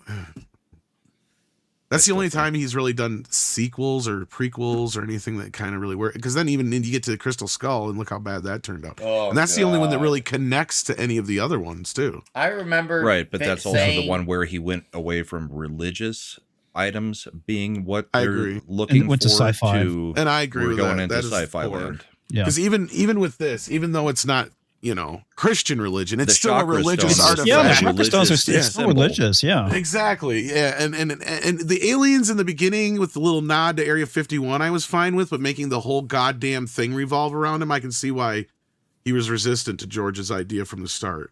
Mhm. And they should have been like, no, just don't do this. And yeah, but then again, Dial of Yeah. Destiny is worse. So Dude, I remember thinking Harrison Ford was too old when Crystal Skull came. I remember working at a Borders, having a conversation with my coworkers, like, man, I think Harrison Ford should have done this in maybe like 1999, 2 years after Air Force One. It's 2008 or 9, whatever year it was. He's too old. And then he does a movie in 2021 and 2 that got pushed back a whole damn year. Well, that didn't movie think just kind he of was too old in Crystal Skull. I think the problem was Shia LaBeouf and the stupid swinging through the trees. Yeah, there was a scene, lot and of then things the that were stupid wrong. There's a- ant I was gonna scene say, if you with think all that's the the ants only carrying thing. everybody That wasn't away. the only thing. There's other things. I just remember I was just going to say idea that of it movie being just made. proves that that's where you take it away from Steven Spielberg and George Lucas, and you're like, okay, we're going to James Bond this thing now. New actor, new director, new direction, new voice. And then to this day, had they done that, I think we'd be having more conversations about who's your favorite Indiana Jones more so than they could what we just do. Yeah, left I it love at I three- love or the they Young could just Indiana left that Jones three Chronicles. That was a good movies. TV show. They could just left that to 3 movies. We didn't. Yeah. Not They could have everything done needs that to too. Continue. I mean, no, but I feel how like they about a did new fuck that up. archaeologist character. I think they did fuck that up. And I mean, Steven's heart wasn't in that one anyway. That was kind of the whole point to begin with, Yep. is because you watch those interviews and he literally is like, I don't know, George, I don't want to do aliens again and blah, blah, blah. And he finally broke me down. And I'm like, he's like, oh, they're not aliens. They're interdimensional beings. I'm like, fine, Interdimensional. whatever. Fucking stop. Yeah, like whatever. And that's really But then kind of you how he look just, at- You Yeah. look at what his heart is into, and it's still screwed up. So, I mean, right now he's just a man that can't make a movie. honestly, like I say, with the last few movies he's done, I think he's trying to make some kind of immigration statement. I'm almost positive now. Yeah, I mean, yeah, I wouldn't be surprised. Well, And, because I that's mean, what it's the left is buried really big deep. on.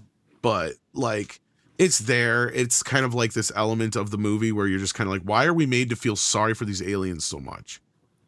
Like, I'm not. I get it, but like, you're leaving out the part, like, because that's the thing is, it shows us doing things to them. Mm-hmm. But there was 0 scenes of them like probing us or doing any experiments on us or anything outside of 2 characters and whatever. And they give them basically a gift. Right. So again, it's a very Jesus allegory kind of thing. There's also, anyway, fuck it. You guys were talking about something completely different when I came in and took over the shows. Oh, we were talking about Doctor Who. We've kind of just been doing whatever tonight. Yeah. We Doctor started off what on now? a fully political show. Yeah, it was like old school yelling at parked cars for the first 40 minutes. What did you do? Oh, Well, that's the other thing. Is like in this movie, World War III is going on in the background, and they do like a piss poor job of fucking like expressing that too. That's funny. Yeah, Razorbrain brings up Fire in the Sky. Fire in the Sky was actually a pretty good movie. Well, that's I that's. don't think I saw that one. You've never seen that one? That's a good one. Dude, I don't it's think I've fucking seen great. Fire in the Sky. No, I've not. Yeah, it was based on a true story.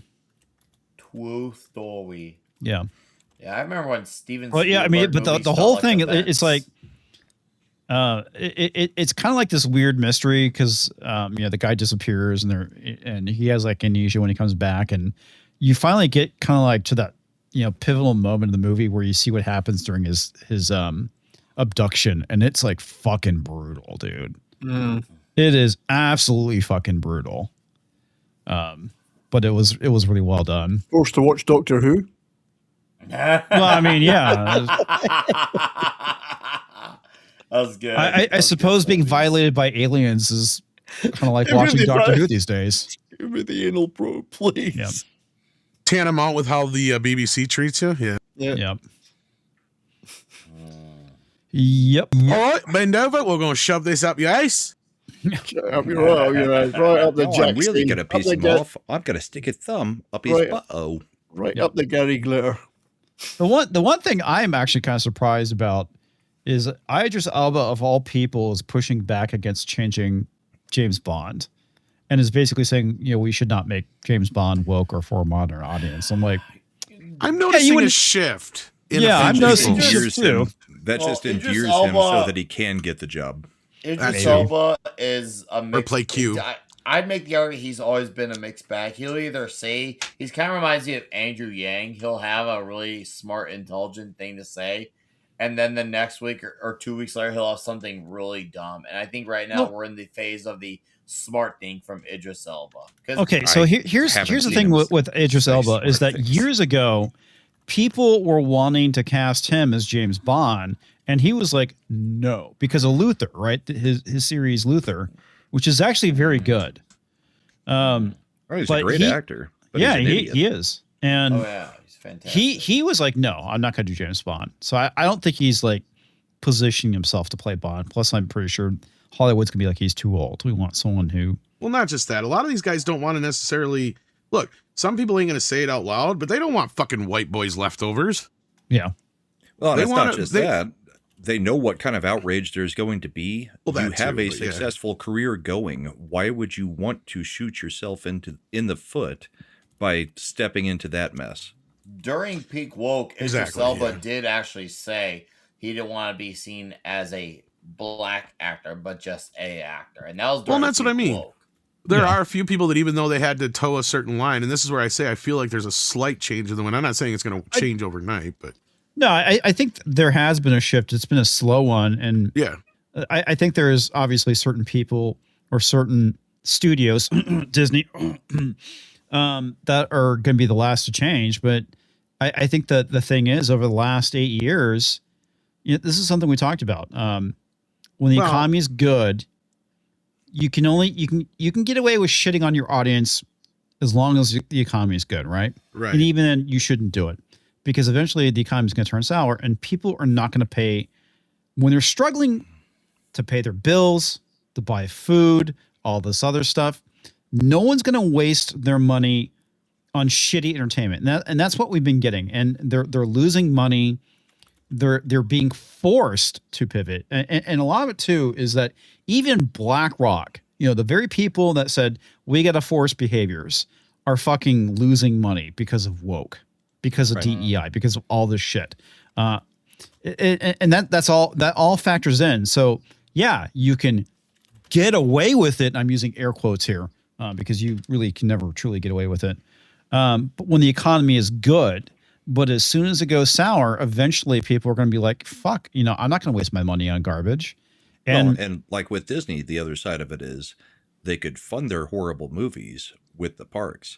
no, they But can't. they've had to raise the price on the parks so much that people just aren't going to keep going to the parks because of the same money issue you're talking about with movie entertainment. Mm-hmm. So, I mean, yes, people are still going, but they had to raise the prices because not as many people were going. going. So now So they're- it's the people. Well, can and go. again, this is a sign of a failing industry, right? We've seen it Yeah. with the comic book industry. We've seen it with the movie industry right now as well. Is the fact that there you go. So you People aren't have, showing up. Well, we have to raise prices then. to make so the numbers still stay up. They by taking advantage of a shrinking market. That's the biggest sign of an unhealthy industry is when you have to punish your current customers and not focus on how you gain the customers you lost by Well- punishing the ones who are still there. Where I Yeah, thought we- Ian was bold kind of going. strategy. Sorry, Nick. I was just No, going to say where go. just before I lose this thought, because what I think is happening is along the lines of we sat there for how long, like a decade, listening to Black and Hispanic actors rightfully bitch about the only roles they're offered are robber number 1 and bad guy Yeah. number 6, Right. and that's true. I mean, there was a time where a lot, not all, but a lot of actors of, I hate saying it this way, of color. Just We're say only non-white. Say Non-white no actors color. were given okay, shitty it's fucking like- roles, but And that's the thing is that that just because people complain doesn't mean they have a point. The issue is Right. when things get corrected and fixed is when they keep harping on it. Well, this look is what at I all was gonna this get- injustice that happened. Yeah, but we went and fixed it. But look at all Well- this injustice. Yeah, but we fixed it. Well, what I was getting to was like I kind of see for like the things that like Idris Elba are saying and some of the other things we're kind of hearing now is I think we're going to see a revival of that type of mentality, but it's going to be more so I'm not going to be your dancing monkey. Yeah. I'm not going to be your, quota, filler. I'm not going to be your checkbox. I'm not gonna be your checkbox. Yeah, and that's a good thing. That's what That's a these good guys. thing. That's what we've been saying for the last close to a decade now. Is that Yeah. nothing is going to change while we say it. No, it's only going to change when guys like Idris Elba or somebody else stand up and say, "Yo, I'm not going to be, your diversity quotient check mark like you just said. Yeah. I'm going to be here because I'm a good actor." Right. But And that's he what just bothered me. played Man at Arms. And that's what I was just getting to that. Thank you, Brahma. I was just going to say, that's what bothered me about him playing Man at Arms. It's like, I could give a shit less about the color of his skin. It was the way they portrayed the character. Because to me, in He-Man, even in the Filmation series, Duncan is one of the center characters that gives Adam a lot of the morals that He-Man goes by. Right. And to have him tore down like that and have him look at Tila and go, man, she's the man I wish I was, is basically like to me going, how the fuck are people watching this movie and not going, it's woke? They but at the same literally time, had him give the Rocky speech. Well, and Batman speech. What do we do when we get knocked down? We get back up. Yeah. And what does he do the second he gets knocked down? He goes and buries himself in a bottle.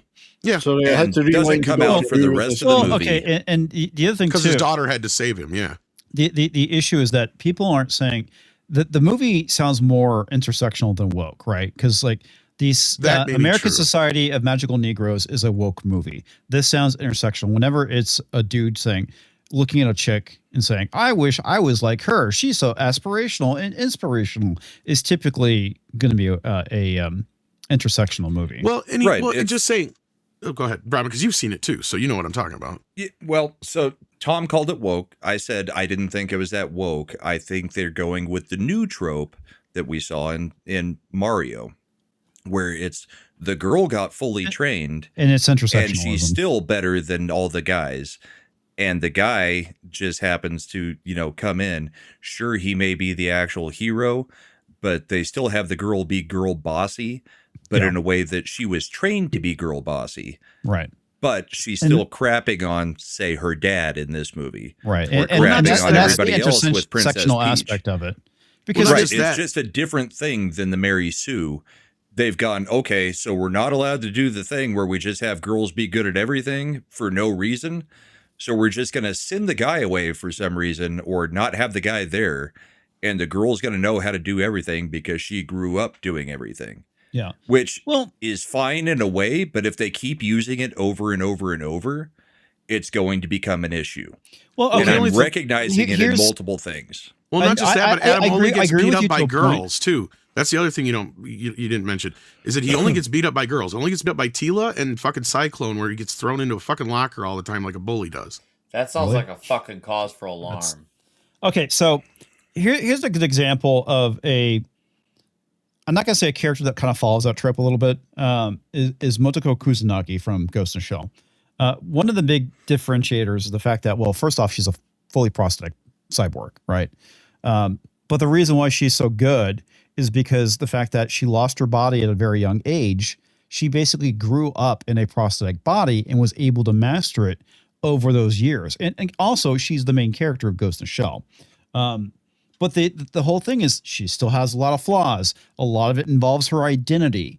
What does it mean to be human when you're basically, fully prosthetic? It's the things that they kind of deal with on her is vastly different from like what we see like with most like modern female characters. But the other thing too, it's more existential with her character and the issues that she has. There's times where one of her her coworkers, Bato, who's also a fantastic character, they clash, and he basically calls her the Iron Bitch because she kind of is. But again, it ties back into the whole thing as what does it mean to be human when you're basically a fucking cyborg? Oh, we've got a whole bunch of people in chat asking what is the difference between intersectional and woke. To me, woke is everything is in service to the message. Right. Intersectionality is a little bit different in it's that feminism. there can be some things that are woke in it, but the story is not driven by giving the message being like Critical Drinkers, the version of the message. Yeah. It's not fully there. There are some elements of it, but the story is still a story on its own without it just being the thing that they're trying to make. The story serves it rather than. I think Tickle Trunk it kind being of nails it. Okay. Because he says intersectional is what feminism turned into, which is correct. Woke is basically Marxist collectivism. And that's where it's the slave-like adherence to the message, right? It's 1984. It's the whole thought crime thing. It's the, we've always been woke. No, not everything's been woke. It's that's the issue. It's like intersectional feminism is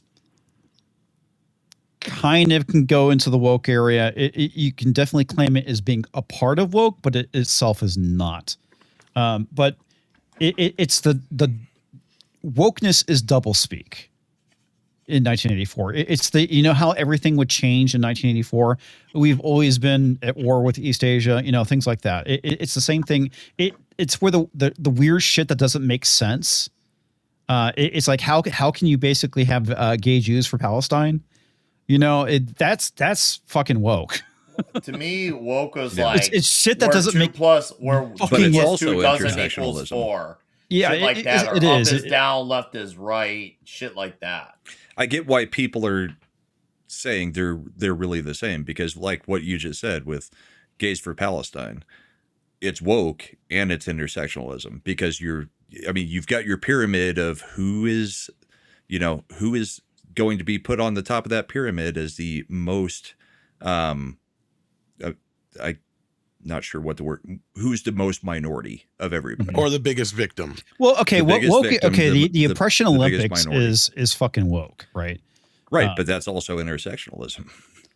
Well, and again, that's what I'm saying. Like, look, to me, okay, we could sit here and debate all day long. It's the evolution. Okay, you could say that down at the very bottom is intersectional feminism, and basically it's the hierarchy thing.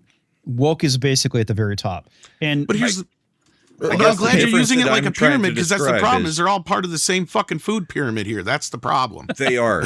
But in entertainment specifically, I think the difference to me is whether the story is in service of wokeness or whether there are just elements that happen to be there, but the story is not a woke story.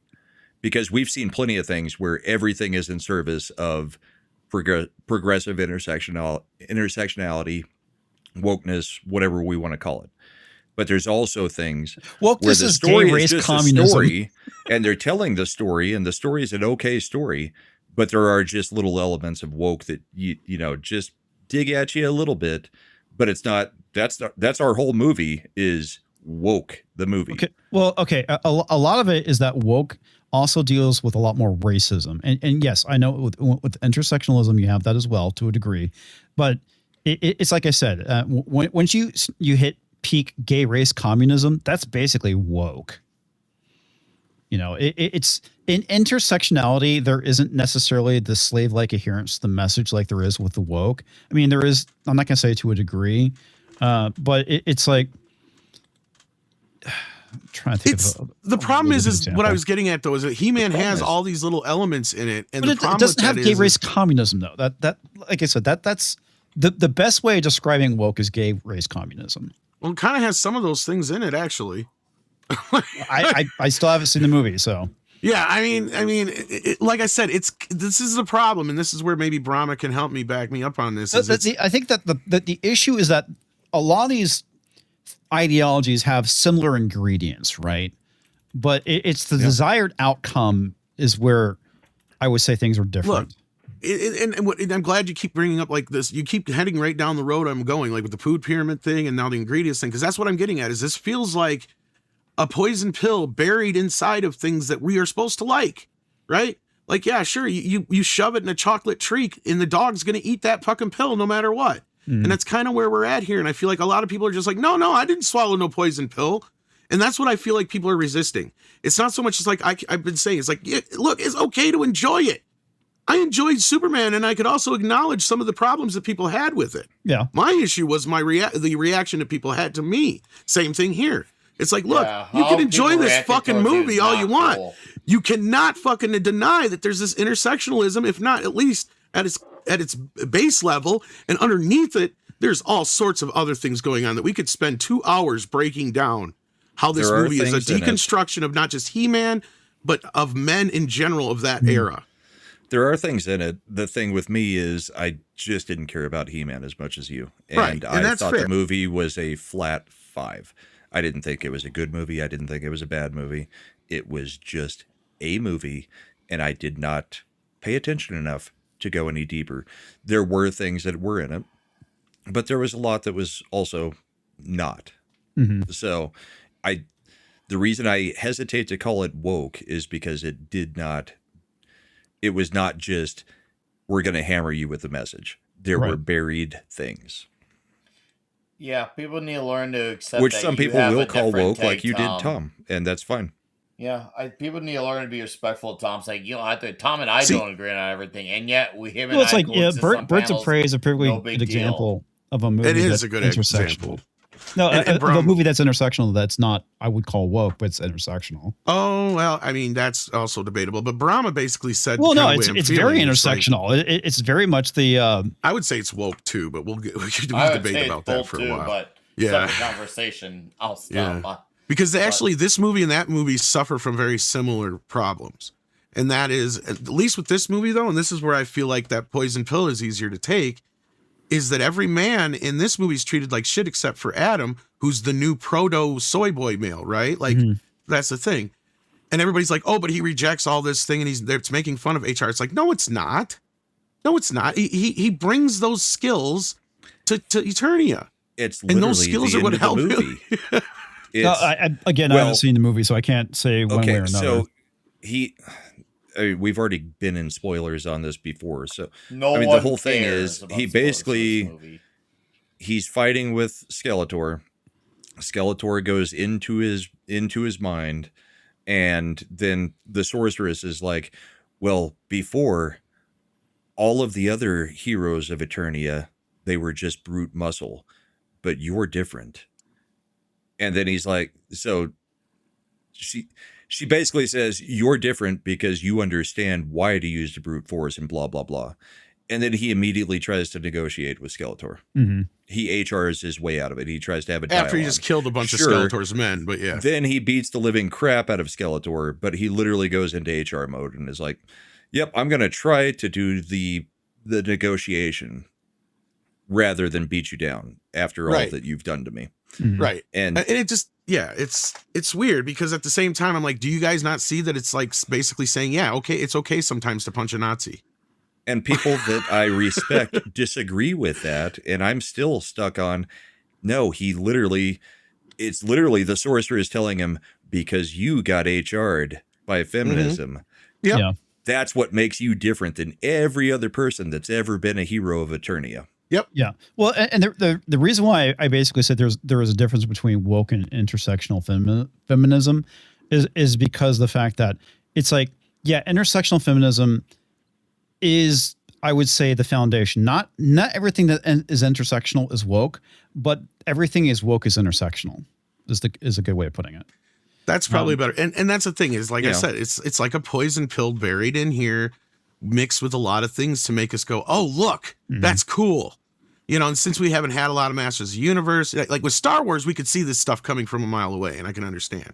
And again, my issue isn't so much with people enjoying it, it's the way they're coming at me, the death threats I've had, the death wishes I've had, the people coming at me. Welcome to the internet, Tom. No, I know, but they're acting like I'm the reason this movie's failing. It's like, I wish I had that kind of fucking power.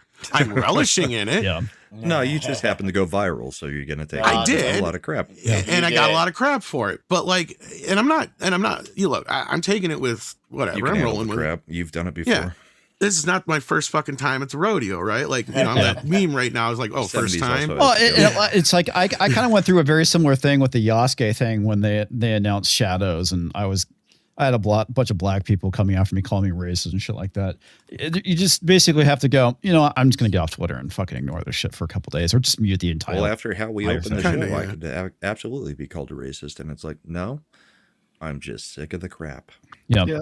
Because but I did have some good conversations with some people. One of them, there was I guess a younger black kid I was talking to, and he's like, you know, I just want to, you know, see a black samurai. And I was like, watch Samurai Shampoo, dude, or not Samurai Shampoo. Yeah, Samurai Shampoo. Fuck, totally blanking on it. There was another black samurai. While you're blanking on that, I'm going to quit I tried because I got to go to bed. I know. I've been okay. wanting to talk to you too, Brian, by the way. One of these days we got to have a chit chat. Hey, anytime, Go to mate. bed, old man. Anytime. Yeah, I want to gotta make go you a bed. proposition about your. Ooh. Well, just come in the back door and we'll talk about it. Coming in my Afro Samurai. back Thank you, door. Delu. Thank you. I was totally blanking on it. So it's been real. I think Bram and I might be doing a bourbon boarding, but I don't know on Saturday because I don't know if the Stanley Cup will be over. Might be one game away from being over. We don't want to do one and then have to do another one. So we're not quite sure yet. Are we, Brahma? He's not saying anything. He's buggered off. So there may or may not be a Bourbon Boring Saturday night. But next Monday on my channel, my show is we mentioned Wyatt Russell. Well, he's in this movie. Really? Playing a young Kurt Russell. So we're going to be Yeah. talking about Soldier on next Monday's show. That's going to be a blast because that is a great movie. So look forward to that. Set your... He's a little kid in that one, I imagine. He is. He's 11 years old. Boy, I'll tell you what. The older he gets, the more he looks like his old man. Because Indeed. in this movie, holy shit! Like, there's some shots where it's just like, oh god, I got Starting to get flashes of there. Kurt. Yeah, Wyatt Russell? Oh, yeah. So Yeah. Soldier's the movie for Monday. and He our- totally missed our out show. not naming him Jack Russell. Jack Well, Russell. he named No him shit, Wyatt right? after Wyatt Earp, right? Yeah. He did. That is Yes, true. he did after White Earp. because wasn't he born at the same time they were making Tombstone or close to it or something like It that? seems like it'd be pretty close. He was born at the same time as Wyatt Earp. That's a bit. I might have been, but He's a Don't time go out traveler. after Crappy 70s. I might be. 70s. Anyway, sorry, yes. Get out of there. I'm going to bed. Good night, everybody. Have a great night. Night. Bye.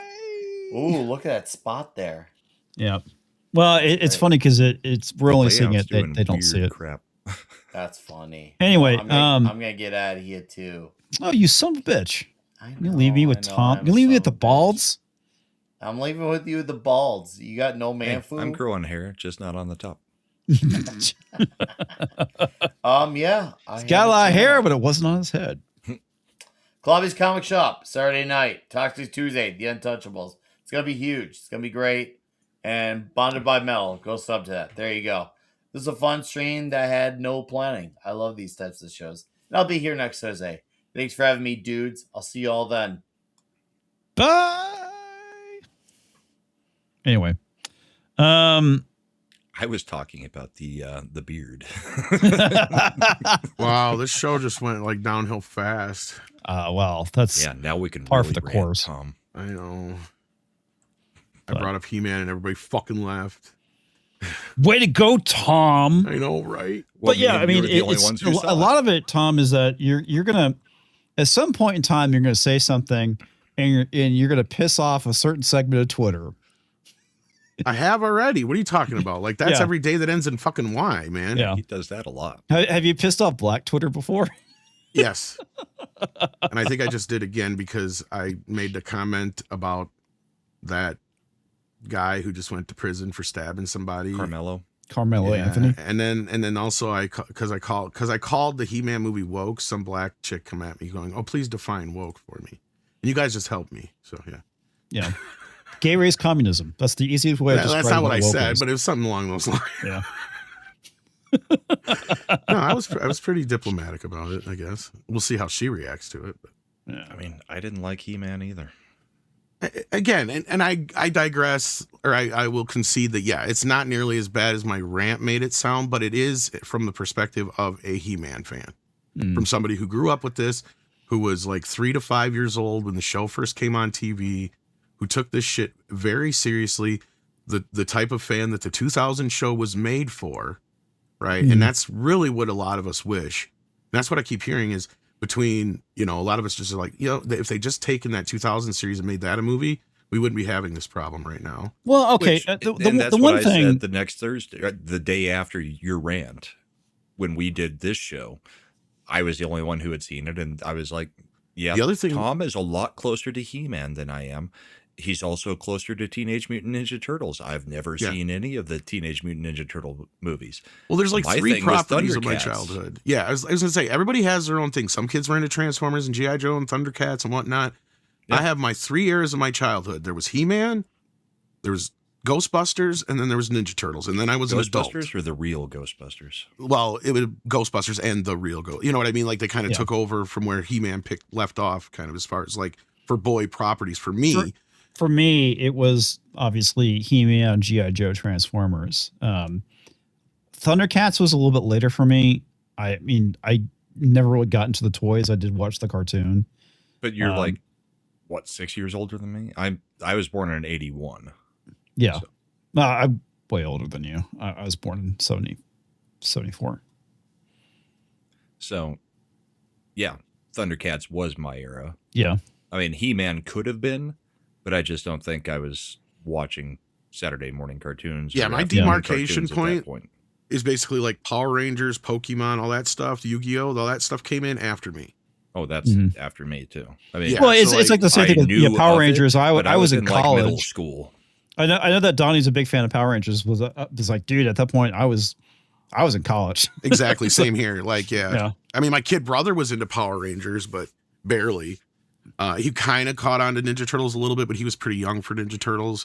I think he was just mainly into it because everybody else was. I was into the games. Yeah. I never watched the show at all.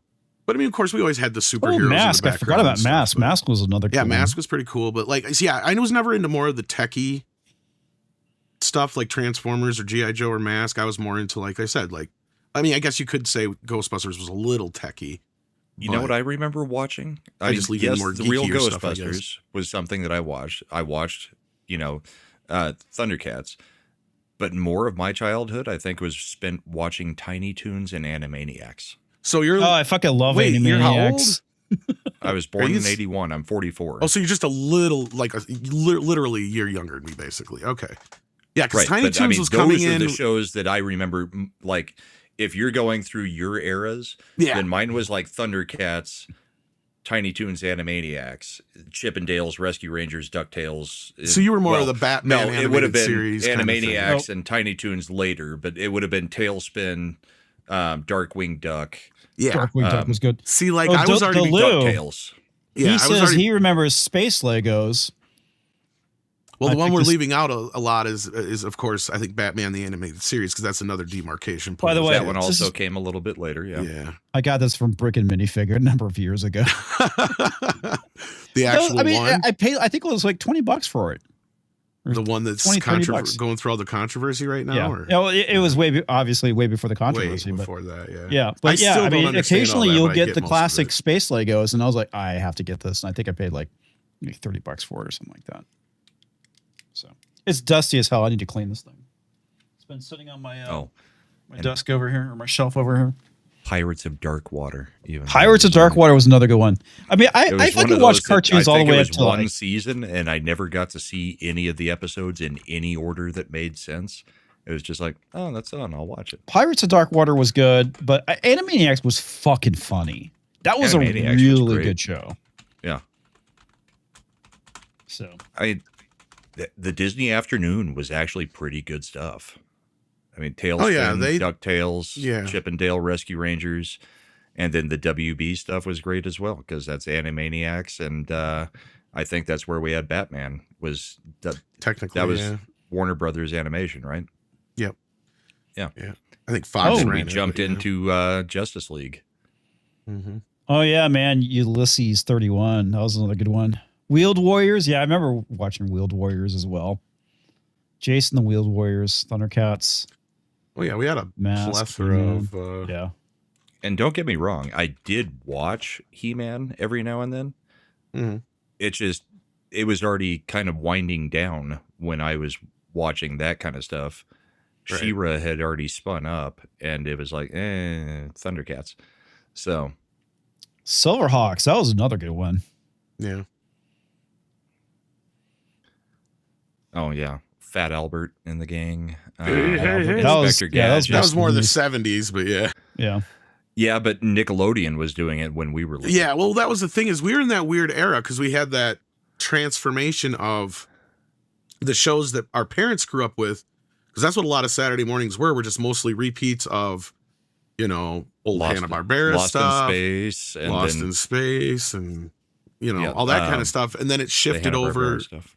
Yeah, I was going to say, because you had Looney Tunes and all that kind of business, but once they could do shows based on toys, then the floodgates opened up. He-Man was just the first, but then Transformers, G.I. Joe, Mask, you name it, Thundercats, all those came in. And Then the they afternoons fucking- were born, yeah. Then they killed the Saturday morning cartoon. Yeah, well, Yeah, it became cable actually did infomercials. that. Yeah. We got infomercials instead. Well, Yeah. what really killed Saturday morning cartoons was channels like Cartoon Network and Boomerang and shit like that. Because Yeah, because it came to a point where they were getting some more of the. I thought they changed the laws That again. seems Is what they so did. That much was also later. part of it too. Was like, well, because with when they put those laws into place, I think there was only a handful of cable channels, and the thing is the reason The why. big three. Yeah, they had to have a specific amount of programming every week set aside for children's programming and/or educational programming. Yeah. So that's where it kind of started. And that's also why at the end of all those shows, they have You have the today we moral. learned, Yeah. like, Yeah, learning. Dude, more I you picked know. up this shirt off of Amazon. The It more says Tom G.I. Joe. knows. It says the battle Knowing is and then half it the has battle. learning is basically it's a pie chart.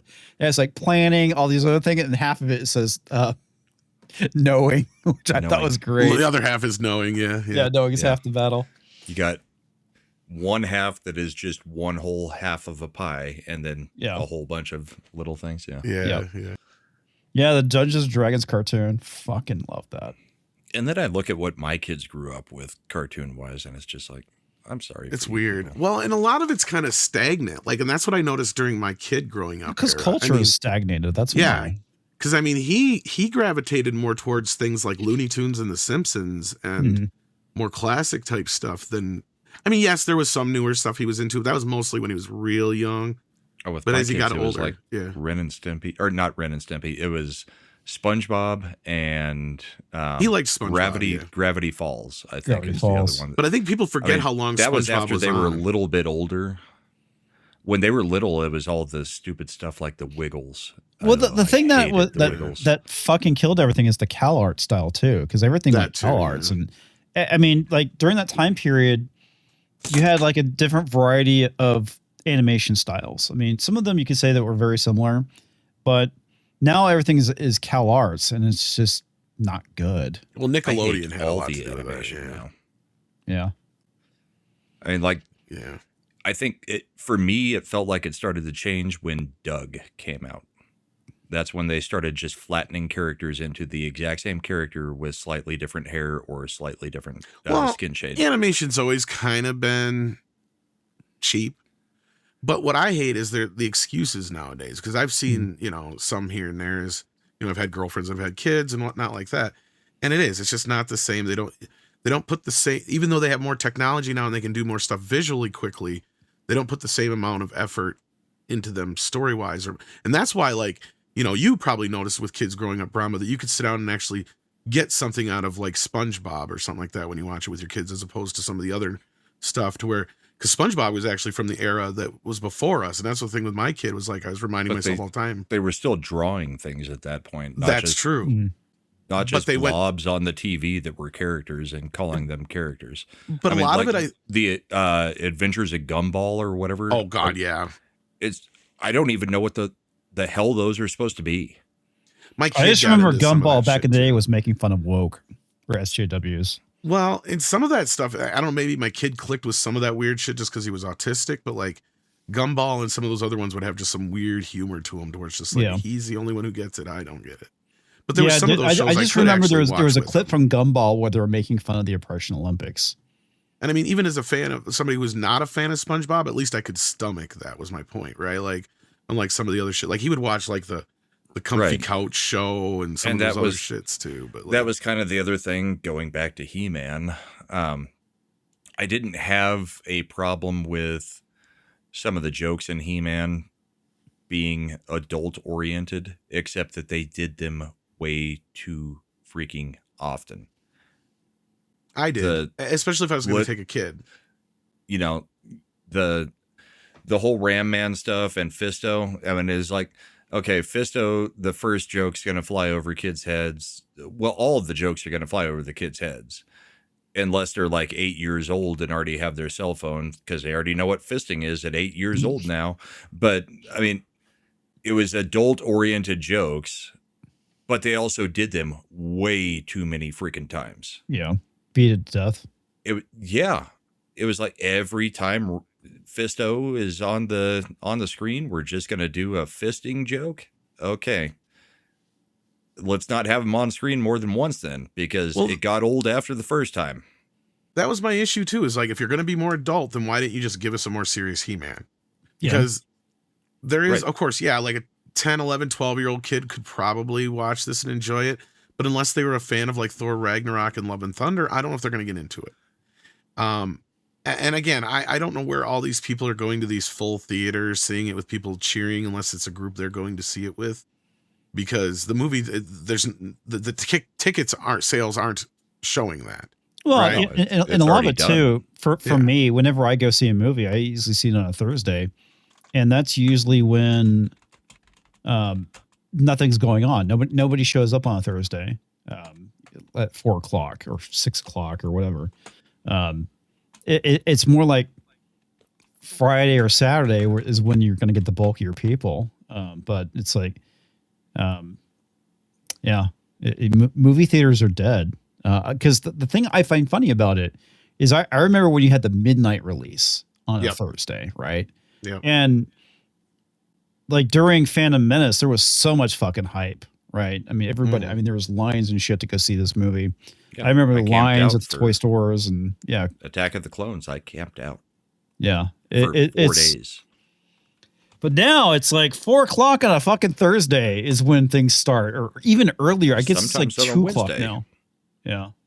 And it's like they keep dragging out the the weekend because they know that the numbers are shit. It's like they roll those Thursday preview numbers into Friday. Yeah, it's a 4-day opening, 5-day opening in some cases, and then trying to claim that it's #1 movie in America. Yeah. It's like, okay, well, Mandalorian Grogu is the #1 movie that went to shit. Against what? Because go back and look at the 80s and 90s. Every weekend there was another huge movie coming out. Yep. Just about. It wasn't you had the theater to yourself for basically a month because there was nothing else scheduled against it because we're not making movies because we just have lost the ability to do it. Well, we had slow periods, though. Don't get me wrong. I mean, no, especially we did, but there was still when it came down to it. I mean, I don't know about you, but I used to get excited when trailers came out. The great thing I loved about Apple trailers was like, I was like fucking hyped. What's coming out? And I every Friday I would hit Apple trailers to see what movies were coming out, see what trailers were dropping. And now I don't fucking give a shit. No, and I agree. In what time frame? I don't know. Before I got onto YouTube, my exposure to trailers was going to the theater. Well, that's kind of where things changed for me too. It's like at first it was kind of neat to be able to see trailers once or twice online, or if you didn't get to see them in the theater. Well, you used to be able to go to Apple's website and they would have like the trailer section, or you could go just to the actual websites themselves, or even some other places. But they typically had them on like everything on Apple's website. And that's kind of my issue with going to the theater and sitting through 20 minutes of fucking commercials and previews is I've seen all these previews so many times already now, especially when they're ads for every YouTube video. Dude, I typically like leave my house to head to my theater because I know after the movie started. Yeah, like I usually leave like 5 minutes before the movie starts. And by the time I get there, it's like in most cases you're fine. I'll catch a few trailers. You've got 30 minutes. Yeah, usually 30 freaking minutes is usually, what I've timed it at. I would say it's between 4 movies I've seen in the theater. It's usually between like I would say 15 and 30 minutes, depending on which theater I go to. Last 4 movies I've seen, it's been 30 minutes on the dot. I was going to say Brahma is more like me, 30 to 40 minutes in some cases. And the only one that's not as bad is my little local theater where I went to see Disclosure because that was one of the movies they got finally. I love this. Tickle Truck's like, I don't believe Comics leaves his house. Buddy, I have to now. I work in an office. Oh, shit. So I have to. But the thing is speaking of trailers, like, I mean, honestly, Ian, I'm sure you're sitting here listening to Brahma and I talk about He-Man and you probably felt like you have seen the movie. Why? Because every trailer and clip that's out there pretty much gives away everything that's in this movie. I have not seen. There's like not one scene in the film where we haven't gotten to see at least one thing from. Like, I feel like there's nothing that's been kind of left for any kind of surprise. The thing that sucks about it is like that last trailer I saw actually really kind of got me excited to go see the movie. And yeah, just, I guess it shits the bed. So what do you think would happen if they if they kept doing the trailers on, say, YouTube, but did exclusive trailers for the theaters. I've thought about that already, Brahma, and you know what would happen is they just all would leak on fucking X and YouTube anyway. Probably. See, that's the probably thing, true. and that's why I'm sure they've thought about that, and that's kind of what I think they're trying to do with from what I heard with Doomsday, but I don't think it's going to work out for them. One of the things that I thought was pretty cool is that there's some trailers like, yeah, I saw on YouTube, but I really fucking love seeing it in the theater, and that was like the Street Fighter trailer. Yeah. You know, The only time I'm really excited is that's if I'm a going movie to a right 3D, there. I'm looking forward to seeing. is if I'm going to a 3D movie and they actually show the 3D trailer. That's generally the only time. But you have to have the glasses on. So well, you yeah, already have but to I mean, be in a 3D movie. well, 3D that's does what I'm nothing saying. for me. Well, yeah, if you can't see it, you can't see it. But I'm just saying the that extra for 3D. No, anymore. but I'm just saying, and the thing is Brahma, 90% of the trailers aren't. See, that's Right. the thing is so that's my only incentive now. That's my point is like, I have no other incentive to see these trailers in theaters unless it's something I really want to see on the big screen. But even then, I got an 82-inch fucking TV with Dolby Atmos surround sound. If I want to really go fucking watch a trailer, I can go watch a fucking trailer. I know, what I but mean? to me, I mean, having grown up watching movies in theaters and whatnot, it's like They just don't nothing- have the same spark they used to either. Yeah, I mean, I even watch don't, but older nothing trailers. Beats it. Nothing beats the fucking theater experience. Let me get this Oh, real quick no. from Slytherin Peanut. It says the marketing studio did a study and found that revealing most of the movie through trailers got more people to come out and watch the movie. Yeah, Well- and that's something that Real Life Fake Wizard talked about too. And It actually used to be that Hollywood didn't give a shit.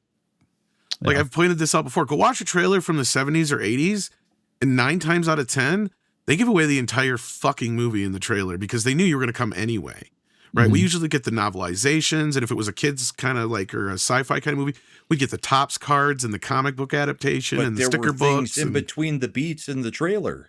Now we don't get anything in between the beats in the trailer. We Right. just get blah, and then well, that's kind of what they used to be, actually, Brahma. I Go watch some trailer, especially Gremlins. The first trailer for Gremlins is my prime example of go to see a blah trailer.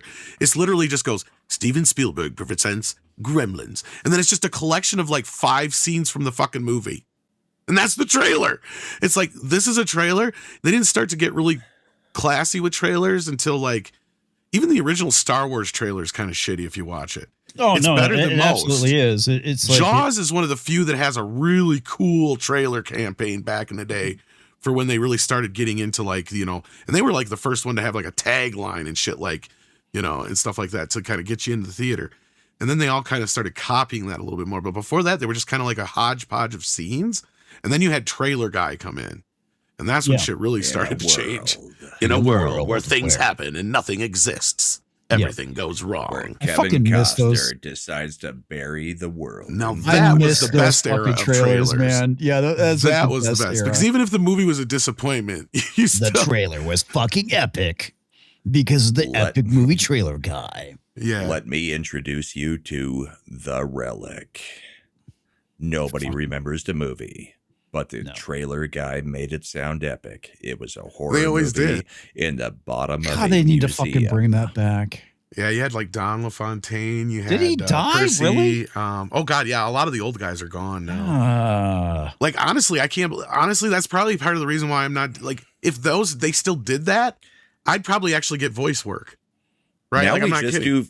we literally just do freaking classic rock song that appeals to Gen X, or millennials Gen Z to a X, degree. yes. Yeah. Mostly not Gen Z. Zennials. And let's make it do the, you know, what's the name of the game? Killer Instinct, the latest Killer Instinct, where every punch lands on a beat. So we're just gonna time the song to where it lands on a beat in the trailer, and it's been like 7 or 8 years now, and it's so overdone. We've all complained about it, and it's the same freaking songs over and over and over. And part of that is also that there are no songs. Here's every made. trailer. You have to go back to classic rock because that's the last time anything good was being made. And at this point, classic rock is the 90s and 2000. Sugar. was like, honey, honey, I'm like, what the fuck? oh, Like, You sugar, are my candy you girl. are my candy girl, and you And got me wanting you.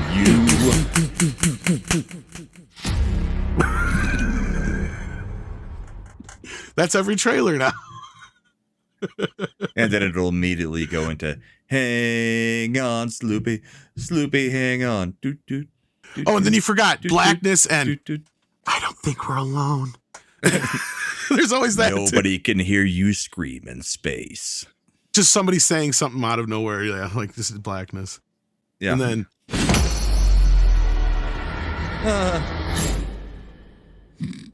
I know I'm supposed to be scared.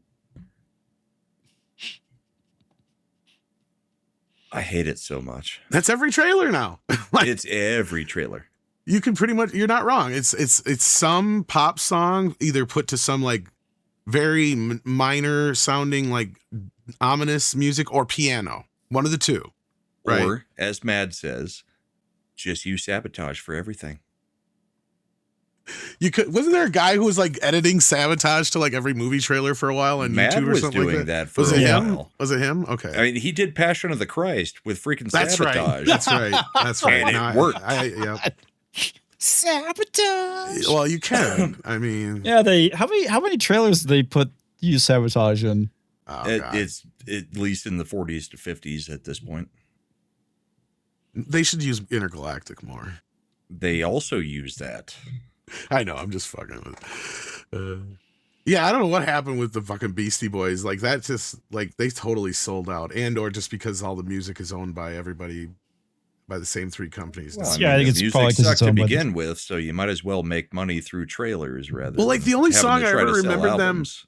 As I say, the only song I ever really remember them licensing out for years was "Fight for Your Fight Right." for And that's Your because they Right. fucking hated that song, so they're like, "Whatever, Yeah. we might as well cash in on it." Dude, that's the song that made them fucking big. It did, but they were Every embarrassed band by song it that made them big, they hate. Look at And it- Radiohead with yeah, Creep.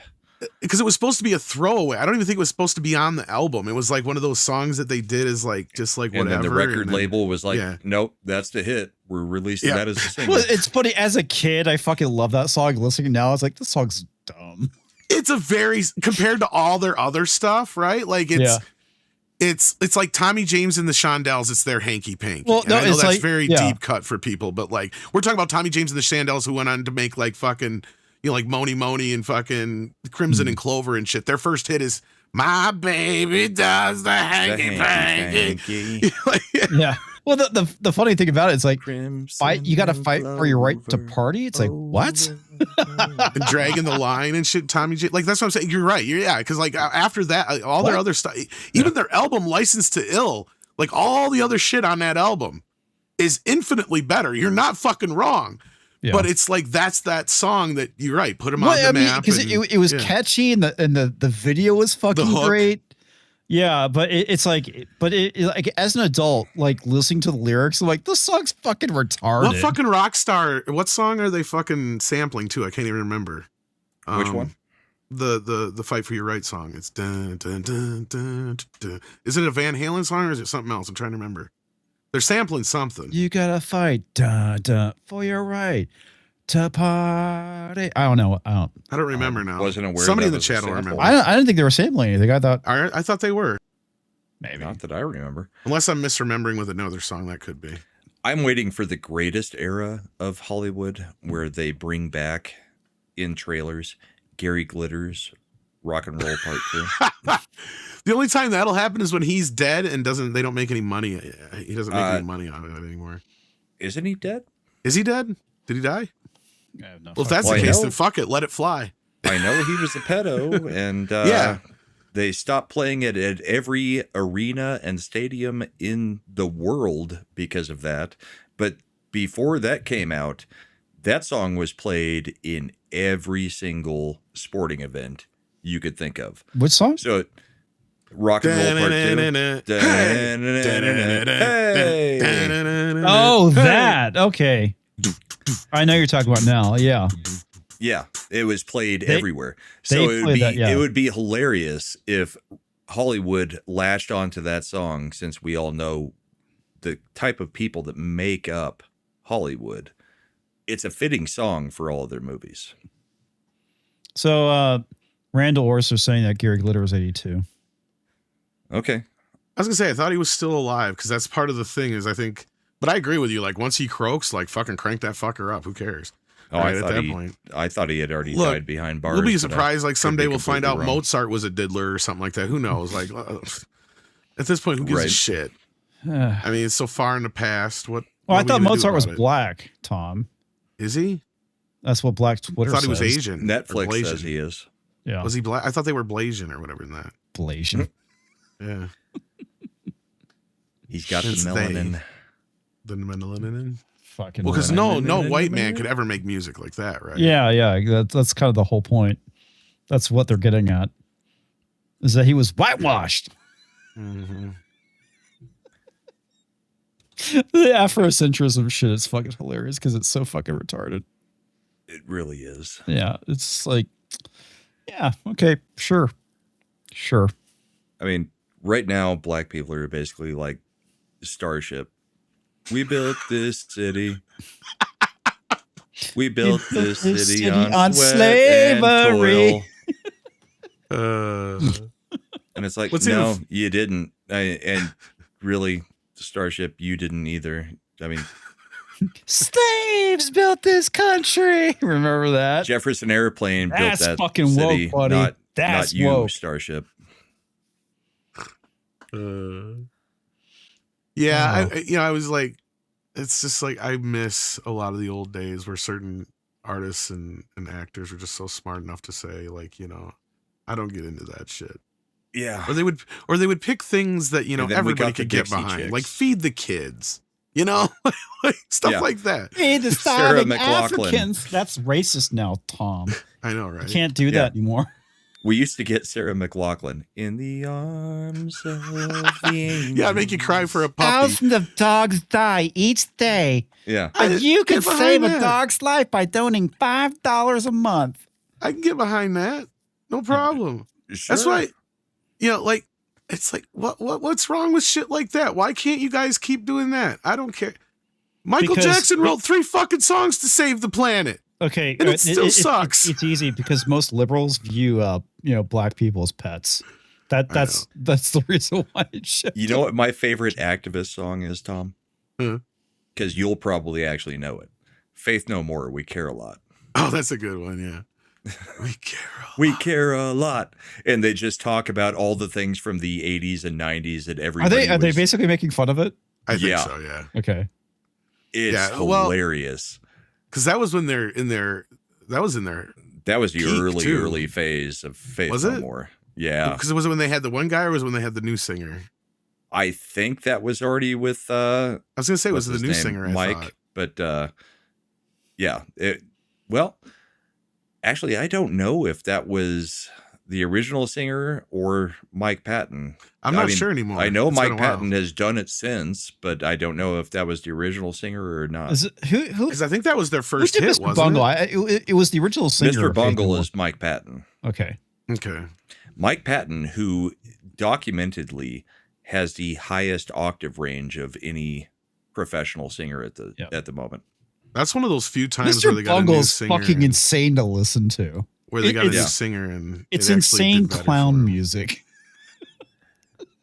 Oh, Mike Patton is ridiculously talented. Yeah. He does lounge albums like, William Shatner style lounge albums where he's wearing the freaking tuxedo with the bow tie undone in Spanish and Italian. Oh my Oh, god. Jesus. He just does albums of them where he's just like, no, I'm in Faith No More. I'm going to do a lounge act in Spanish or Italian just for the hell of it.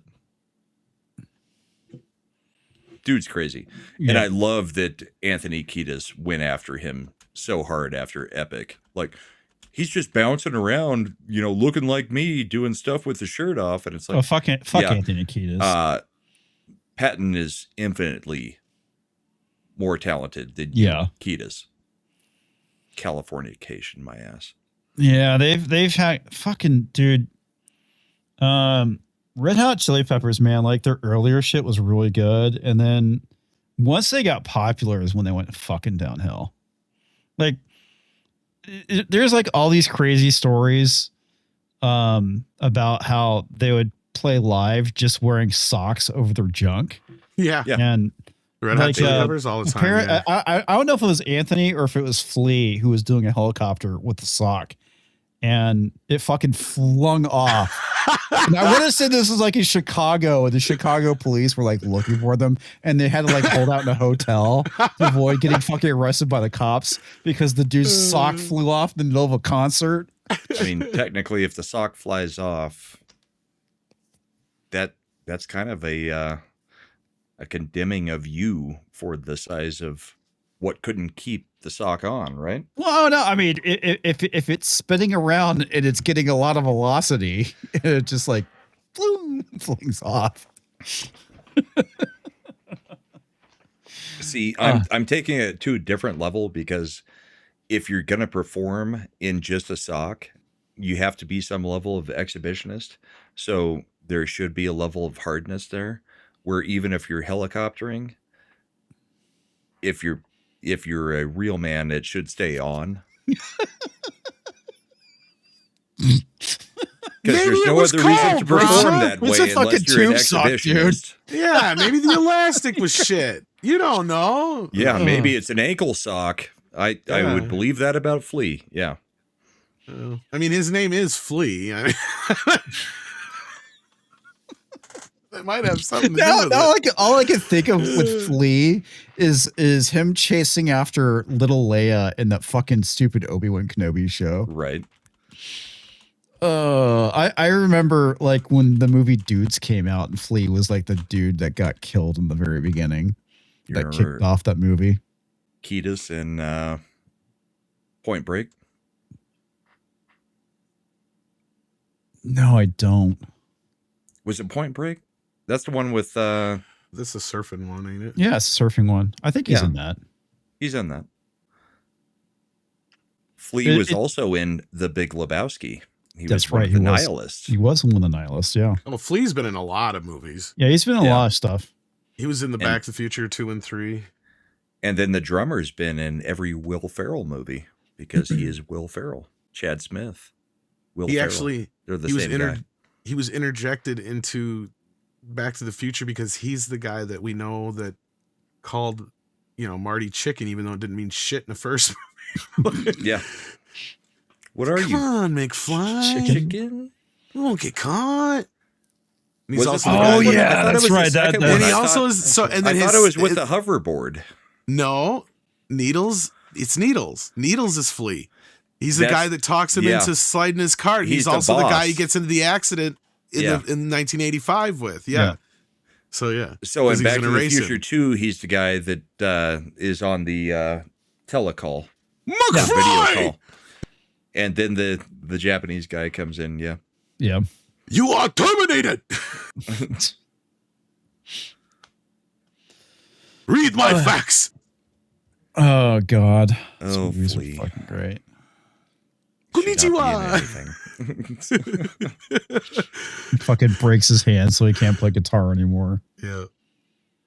He becomes a corporate stooge. Anthony's been in a few things, but Flea's been in a shit ton. Yeah. Yeah. Yeah. Weren't one or both of them in one of the Wayne's World movies? Maybe the most recent one. There was a recent one. What was that? Like 20 years ago? No, like I was 3 gonna say, I years think they ago did the song when they for the did soundtrack Wayne's for the World, first one. or not Wayne's World, Bill and Ted. Bill and Sorry. Ted. Oh, if they are, okay. It's then I like don't remember. Wayne's World. It's like that was a long time ago. I was If they thinking are, Bill I and don't Ted. remember it. Then yeah, they may have had a cameo and I just didn't pick up on it. Perhaps. I don't know. Could be. I did not watch the most recent Bill and Ted. It's half a after good the movie. First viewing. I still haven't watched it either. It's half a good movie. I mean, in hindsight, like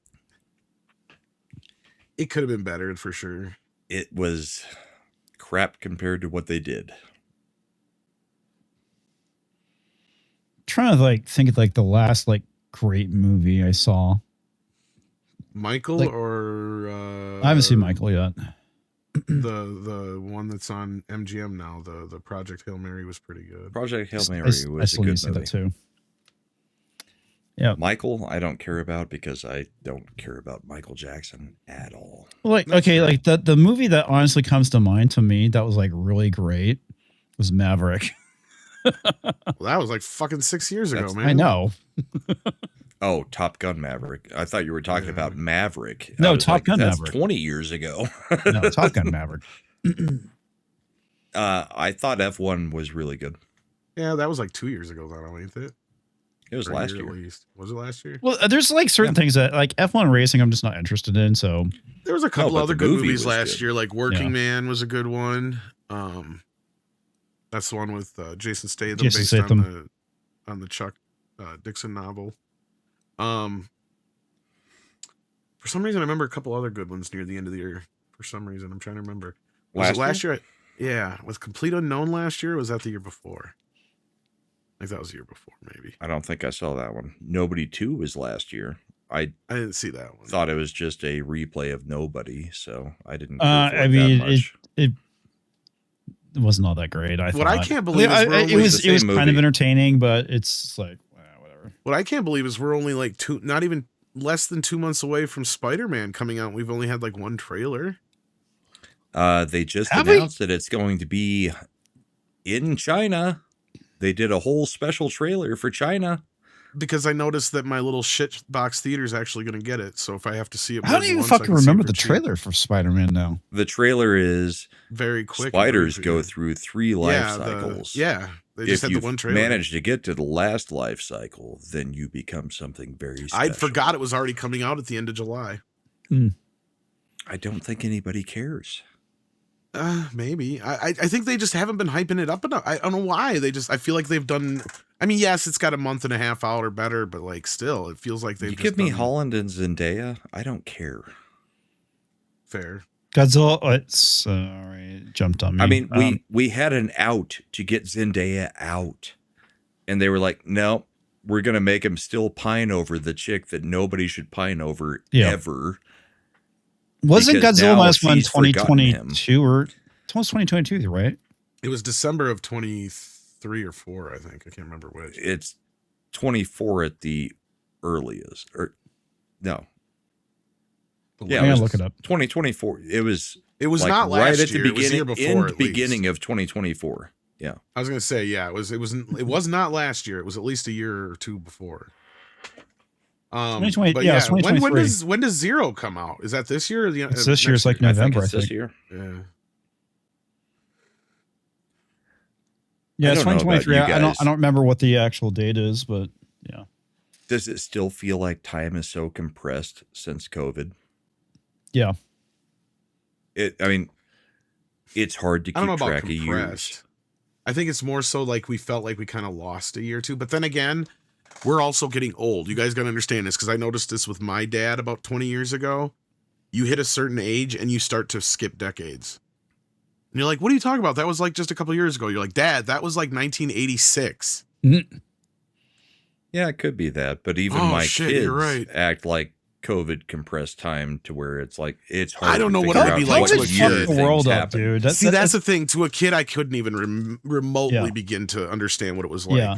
Well, the thing that's funny about it is that occasionally we'll get just shut up about COVID. It's like, fuck off, dude. I mean, The That most I fuck- could imagine it fucked was the like world up. basically going on Christmas vacation for like a year, but like you don't do anything, right? Like you're not allowed to go out and do anything. You just sit at home. Like basically like when you get the flu on Christmas vacation, you know what I mean? Like, I mean, if anybody's Yeah. had that happened to him. oh, That's what- I didn't get the flu on Christmas vacation, but I got hand, foot, and mouth because some kid But- coughed on me. Right. You know what I mean? Like, yeah. The funny thing about it is that, okay, so it was when The Force Awakens came out. And I went to go see it, I think for a second time, like with my wife's family. And it's like I was getting ready. It's like the week either before, this is the weekend I was going to go on vacation, and I started fucking getting sick. And I ended up getting hand, foot, and mouth.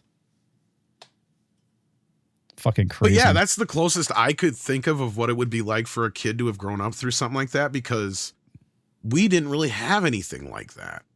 We never had a moment in time where everything was shut down. Like the closest we had would have probably been 9/11. but it wasn't Nobody like in history had a time like that. Well, No, no, I mean, no. 9/11 like was definitely like I would say a shock. 9/11 was system. a day of, hey, we're canceling classes. Yeah, not it- we're it- it canceling. didn't- Yeah, didn't but it shut did. the country It down for did 2 fucking spread. years. It did spread for a while, and there was a lot of people who had a hard time getting back to normal life. But I'm just saying, like, well, the you thing, guys are right. The thing that fucked it up was the fact that they shut down the airlines and it literally paralyzed the nation. Well, that too. For like, but that's for what like I'm saying. 3 days to a week, but Well, that's what. it didn't shut the world down. Well, that's what I'm saying. Is like we could not imagine what it would have been like. That's the closest we can come to. Is those two things that I can come up with, as far as I'm concerned, of what it would have been like to be a kid going through this shit. Because that's all we can do is, speculate. Because we're not kids. Brahma, you can ask your kids. I could ask my kid, but my kid was already an adult by the time COVID Mine happened. were in high school and middle school. Right. So, I mean, you could probably get a better idea of what it was like through them. But for us, just to kind of like go, okay, well, what was it probably like? Well, like I just said, it was probably like when you get sick on Christmas vacation, or like it was right after 9/11, but now extend that to a whole year, right? Like, I couldn't imagine what that would have been like for a kid for your entire life to just basically be put on hold like that. I mean, as an adult, we know what it was like. So for my kids, it was weird because the school acted like it was a big deal, so they couldn't go to school. But I was like, no, we're not buying into this crap. We're not doing the vaccine. We're not wearing masks, especially at home. We're not going to freaking shit's Lysol fucking everything retarded. we buy from the grocery store and contaminate all of our food with freaking, bleach. So my kids were like, it's really not that big of a deal. But at the same time, we had our 80-year-old mother-in-law living in the house who was scared to death, and she was probably actually at risk. So it's just like, you guys don't go near your grandmother. Well, here's one thing too. Probably one of the best things that come out of COVID was exposing all the woke bullshit that was being taught kids in school. Yeah, because you actually got to monitor their classes online. Yep. But the other part of that was all the kids knew the technology better than the teachers, so they were cheating their way through every class because they could just DM each other the answers because nobody's sitting in a classroom. So none of them learned anything. It was literally use the internet to get an answer and then spread it amongst everybody. Everybody's getting 95 to 100% on every test without learning anything. So we stifled their learning quite a bit. Well, this was something before COVID that was a problem, because this is something I noticed with my kid and stuff. Because this is when they introduced tablets and shit to school. It was harder to do in the classroom, though. Yep. Well, that part, yes, but I'm saying like this has been a problem that's been going on for way before COVID, was that kids have not been being taught anymore. They're just being told to retain certain things, and then basically Taught to everything's the being done test, for them. not Yeah. to learn. Because a lot of the shit that these kids were being raised with is stuff that if we even had remote access to some of this shit as kids would be considered cheating, first of all. And second of all, I'm sitting here going, what are you learning actually? You're not learning anything. You're just learning you can look it up. Well, what happens when you don't have the ability to look it up? Because that's a lot of the reasons we were taught so many of these things as kids, is because their reasoning for it was, well, you never know. You might need it for this, or you might need it for that, and whatever. And I'll be honest with you, Well, they it's were the full same of as shit. us growing but still. up, and the teacher saying you're not going to have a calculator in your pocket. Exactly. You can't pick up your right back. But they do. We do. That's the thing. But I still know basic math all the way up through algebra Yes. because I was taught it, minus the calculator. Yeah, I'll use a calculator when I need to, but I can still actually figure out a freaking tip. And the tip is not freaking 20% like they have tried to force us to at this point, because that's not happening. Yeah. Well, I mean, the whole thing with COVID, though, is like, Tom, I've been around for 4 years now? I mean, The you've been YouTube around thing? a lot longer. I've been Yeah. around about 4 years with comics, you, everybody else. There's still times I could swear that I reviewed movies that came out before I was on with you guys. That's where the time compression seems weird. I can see that to a point. Like I Like, have other things that I happen have with that, vivid memories of what we actually discussed, and I could have been in the chat, but I wasn't I'm in thinking chat that very might have been long what it before was. I just jumped in. Like it was literally maybe 6 months of me being on YouTube as a chatter before I just was like, I'll get a camera and do this. I think I can do this. I can talk to people. I'm a salesman. That's what I do. I sell insurance. I talk to people all day long, every day. So I jumped in pretty quick. And it's like, I could swear I talked to people about movies that came out before I actually came on YouTube. And that's the weird part. It's that whole, the collider. The whole timeline changed. I get it to a point. Like, again, I'm not going to deny that I haven't had my own issues with that kind of stuff. But then again, I'm a stoner, so shit like that doesn't always surprise me. So, yeah, and I drink a lot of whiskey. So yeah. So, I mean, yeah. But having vivid memories of arguing about very specific movies that came out before I was even on YouTube. That doesn't mean we didn't talk about them after the fact, though, too. You got to keep that in mind. We could have, yeah. Because there's a lot of stuff that we probably would have brought up possibly later on. We rehash things every now and then. Yep. All right, we're going to wrap things up, so I need to get some super chats. Thank you. WG for $10. It's almost midnight. I got to go to bed. It's been over 3 years in Afghanistan. Can I claim to be a reporter then? Yes. You probably would do a much better job. All right. Joe for $4.99. Boston Legal kicked ass. The best episode was when Danny Crane has to pro bono, and he's screwed up on purpose in court to get out of it. That's funny. Mod Eric for $2. Damon Lewis would have made the perfect doctor. Okay. The Dead Man for $4.99. Orange is the New Black had all of the things woke crowd wanted, yet I liked it because it was balanced. Same with NUBSG or New BSG. New BSG. Not sure what you're referring to. Mod Eric for $2. Tom, I do not want to smell Spielberg's farts. Then don't go see this movie. Yeah. That's the best I can tell you. He can also describe them all to you. Yes. Dead Man for $1.99 says Kubrick is greater than Spielberg. Absolutely. I would agree with that because he's dead and he can't ruin his legacy. Right, exactly. But at the same time, said Spielberg was the greatest director of all time. He is, as far as like, okay, you want to talk about like as far as the amount of films that he made that were accepted or beloved by masses of people all throughout the world, impactful, all those things, all the things added up together.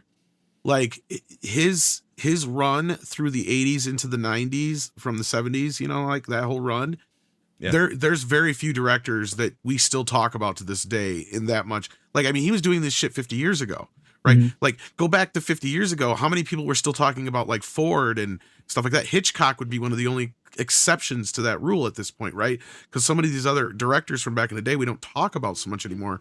But a lot of them from the 70s, 80s, and 90s, we do. And Spielberg, arguably, is the most influential and successful of those guys. So, right. I mean, there's laid grounds there to make the argument that Spielberg at least was for a time the greatest director of all time. Now, you just made the point. Unlike Kubrick, who has his set, filmography, mm-hmm. Spielberg keeps adding to that filmography, and now it's getting very lopsided. That's the problem. Yep. Okay, the Whiskey Rebellion for $9.99 says, here's my controversial opinion. Spielberg's last great movie was Jurassic Park. Everything afterward has been... it's hard to argue with. Yeah, wither, Oscar bait, or shit. I mean, I like... hits, mostly misses. Yeah, like, I like Lost World, but I'll admit, he shouldn't have made it. Yeah. Like, I like... There's a lot of movies that he's done afterwards that I do like. that a lot of them I didn't realize it was Spielberg who directed them. That's the biggest problem, right? Yeah. And But then he this also movie should started feel the doing most things that were not Spielberg-esque. Yeah. He just Well, like started Minority making Report. I keep movies, forgetting he not- directed that movie. Right, but he did a whole bunch of stuff that was not like him. So Right. he had a style. He diverted from that style Mhm. and never got back to it. Yeah. And the style was what made us like him. Right. right. Darren M gifted 5 memberships. Thank you, sir. Also, the Dead Man for $4.99. Look, I was with comics. Superman was 7 out of 10. Not great, but not good. It was fine. I flat out said Fantastic Four was better. I don't know about that. I can't go with that. I thought- hated Superman. I thought I Fantastic didn't hate Four Superman, was but a I didn't think it was a better good all-around movie. I thought the casting was great, but I just thought the plot of the movie was a shit. And that was You it. can hate Superman, but I cannot understand, hate it. especially. No, I'm talking about with Brahma. I Yeah. can't understand a father in thinking that Fantastic Four is better, though, because I'm sorry, what Reed Richards does to his kid is unforgivable. No, I literally just thought with them being released within weeks of each other, Fantastic Four was the better movie of that year. I still can't. I still can't. I thought Yeah. Superman was one of the dumbest movies I've ever seen. Fair, ever. but I still Yeah. like. To me, Fantastic Four is dumber because of A, you can't move the Earth without the moon, and B, I'm sorry, what father makes a martyr out of their own child, especially when there's nothing you Pedro can do. Pascal. Exactly. Like, I mean, fucking Galactus is coming regardless, right? Well, And he's Tom, What? coming hard. He's coming hard regardless, right? well, Tom, there's that whole God and Jesus thing. All right, Buffalo But he Bear just resurrected. became a member. Thank you, sir. Let's see, the Dead Man for $1.99 for Tom. Well, I didn't think you had it in you. Well, the difference was is Jesus was the one going around saying, I'm the savior and stuff like that. This kid had no choice in the matter. And the dad is just like, yeah, the guy's coming regardless because he was going to come anyway. And he'll stop, but we have to give him the baby. Right. What person I is not love going how to he's go? not addressing the super chat at all. He's just like, no, what Brahma said last. I know. But, okay. Bring the super chat back up because I never got to finish my point. That was why. For Tom. joking. Well, I didn't You think you know had it in you. What I didn't have what in me though. To rant about He-Man? Oh, I always do. Oh, I knew he had that in him. Usually. E. Clay Thomason for $4.99 says they should had Barbenheimer. Sorry, there we go. He-Man and the Mandalorian and called it Mandalorian.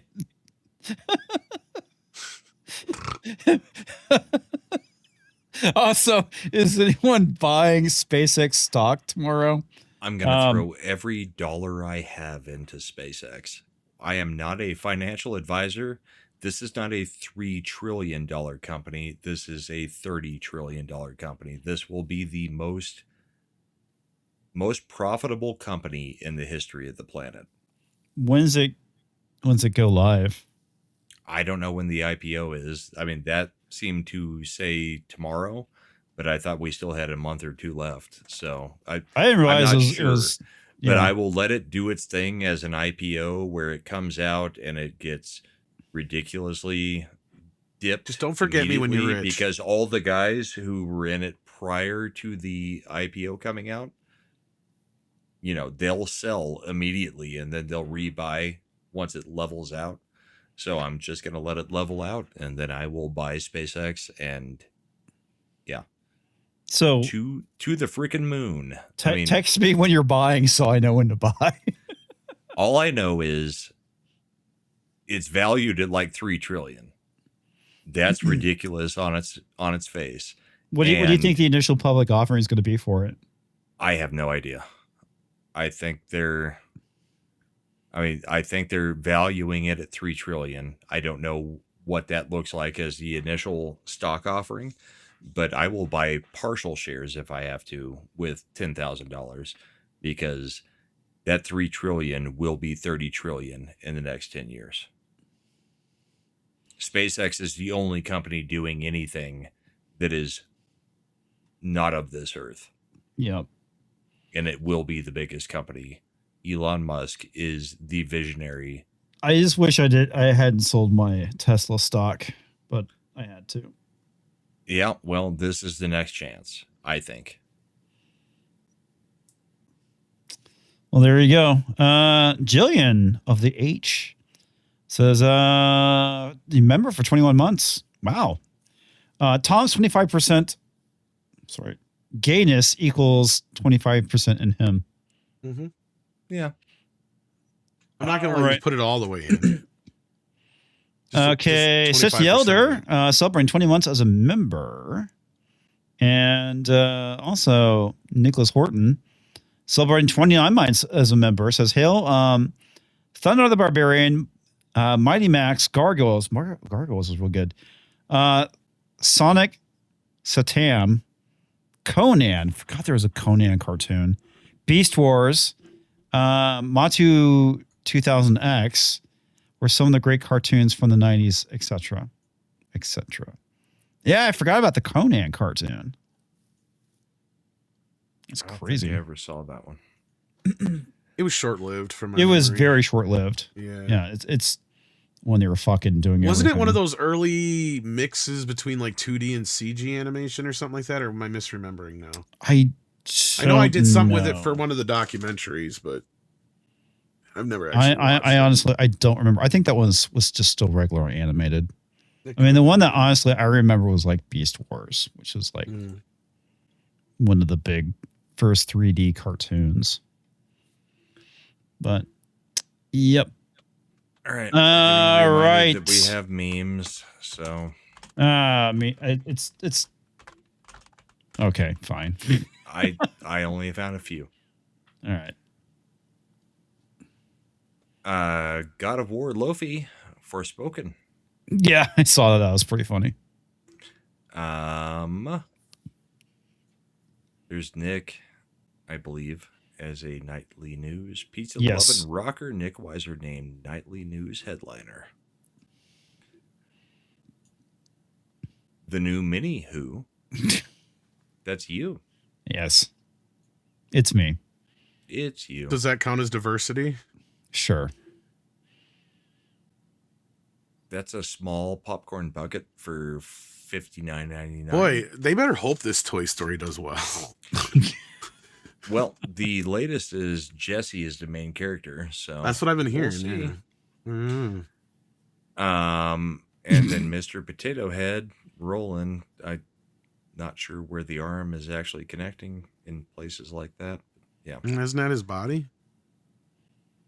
It looks like it just goes into a hole with an ear. Well, his arm is underneath the other arm. Also, he's the male version, and it has the same lips as the female version. So, Yeah.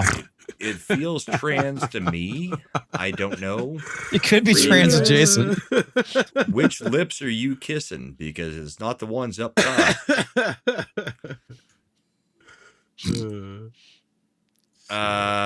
This is Brian as a Hedgehog. Echidna?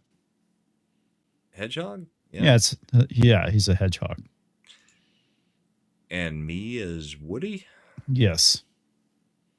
And I don't know why there's a snake coming out of that popcorn boot. There's a snake in my boot. There's two, but they're gummies, so it's okay. As long as they're gummies. You didn't get that? Why there's a snake in his boot? Because that's where snakes hide. Well, that's from the thing that he says. It's been forever since I've seen that. I haven't There's a watched snake in any my of the boot. Toy Stories. I am an adult. You got kids. You ain't seen at least a couple of them? What? I sent my wife to watch that movie with for my fuck's kids. sake, whatever. Delicious Clover talks as honey, raw and unfiltered. The way Wow. he talks likes it raw. Indeed. Raw. And unsheathed. I mean, filtered. The night Brahma played Sailing and blew his audience away.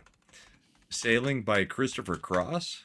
Sailing, take me away. The funny thing is that kind of looks like if It looks you like and Jethro 70s rock fan had a love child. Tull. It looks like the lead singer from Jethro Tull. with his flute, except it's a trumpet. He's got a sock on his cock. That's all that matters. Come on, comics. I just realized Tox isn't here. Poor Tox is not feeling well. So. Oh, That's is the that reason why. what's going on? He's not feeling well. That's all I see. All right. Did he give himself the flu? Yes, Tox gave himself the flu. You know where to find me. Midnight's Edge. Hanging out on X. Doing stupid shit. Like turtles. All right. And here's Tom 2.0. Oh, sorry, Brahma. The hell? I'm funnier than that guy. He's skinny. kind of are, actually. So kidding, tomorrow I will be on a seminar. Saturday we've got bourbon and boarding for the freaking hopefully end of the Stanley Cup. Because my team's out, I don't give a shit anymore. Sunday night, episode 100 of the Bullpen. Special guest Matthew Marsden. And we Nice. will also have Carrie Smith joining us. So we will be talking the Carmelo Anthony thing, everything going on in England, and we'll be talking a little suicidal empathy with Matthew Marsden. So should be a great show. Episode 100, we've gotten there. It's almost 2 full years of it. First episode was the Biden-Trump debate, believe it or not. Yeah. We're 2 years removed from that, so Wow. come join us. It'll be a great show. Marsden is excited to join. He better show up. I was going to say, Because I promoted it multiple places now. is he going to show up this time? Hopefully. Awesome. Well, thank you, everyone. Thank you for hanging out with us tonight. I know it's not the usual thing that we do. Maybe you enjoyed it. Maybe you didn't. I don't know. But thank you to all who watched and donated. And here, enjoy some credits while we, as I try and find the fucking credits. Oh, here they are. Good night, folks. As Night. we sail off into the sunset. There we go.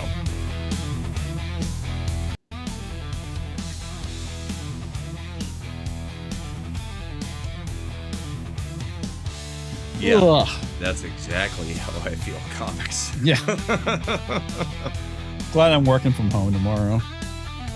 I work from home every day, but I'm still freaking tired every night. I'm only allowed to work from home 2 days out of the week.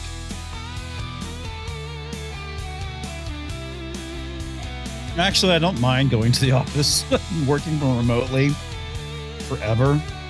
The drive's not that bad, but then again, school's out, so it's not as annoying. So literally within 10 seconds of when I announced Marsden on the show, he DMs me because I had said, I know you've been doing a Sunday night show that kind of runs into my show. I'm fine with doing a simulcast. He was like, that's an interesting idea. So he'll definitely be on. We may be simulcasting. But that's just cross-pollination between channels, right? Yeah. Yeah, most of his people don't know me. I think most of my people probably know him, but I mean, the whole thing is Marsden and I have both been saying for years that right-wing people just will not click subscribe for whatever reason. It costs them nothing, but they just won't subscribe, the free thing, if you're talking about politics, right? Mhm. It's like, what does it cost you? Just subscribe. You don't even see the videos unless you hit the notifications for the most part. It's just somebody who might cycle in. I remember for years, I would just watch people's videos and I didn't subscribe. It wasn't until like much later I was like, oh yeah, I'll just go ahead and subscribe. Yeah, it just becomes a thing of, you know what? I can unsubscribe if they piss me off. But if I liked it enough to watch 3 or 4 videos, why am I not hitting the button that costs nothing? And it also doesn't really change the algorithm all that much. It's kind of crazy. Yeah. Yep. I don't know. Because, like Marsden, what pisses him off is he's got like 300,000 people on Twitter. and he's got like 15,000 on YouTube. And it's like, if everybody who's subscribed, or everybody on Twitter who follows him would subscribe on YouTube, then you could actually do a show. Yep. Just based off of those subscribers. Yep, We'll talk about it Sunday. Looking forward to it. Good night, folks. We will catch you next time. Night, everybody.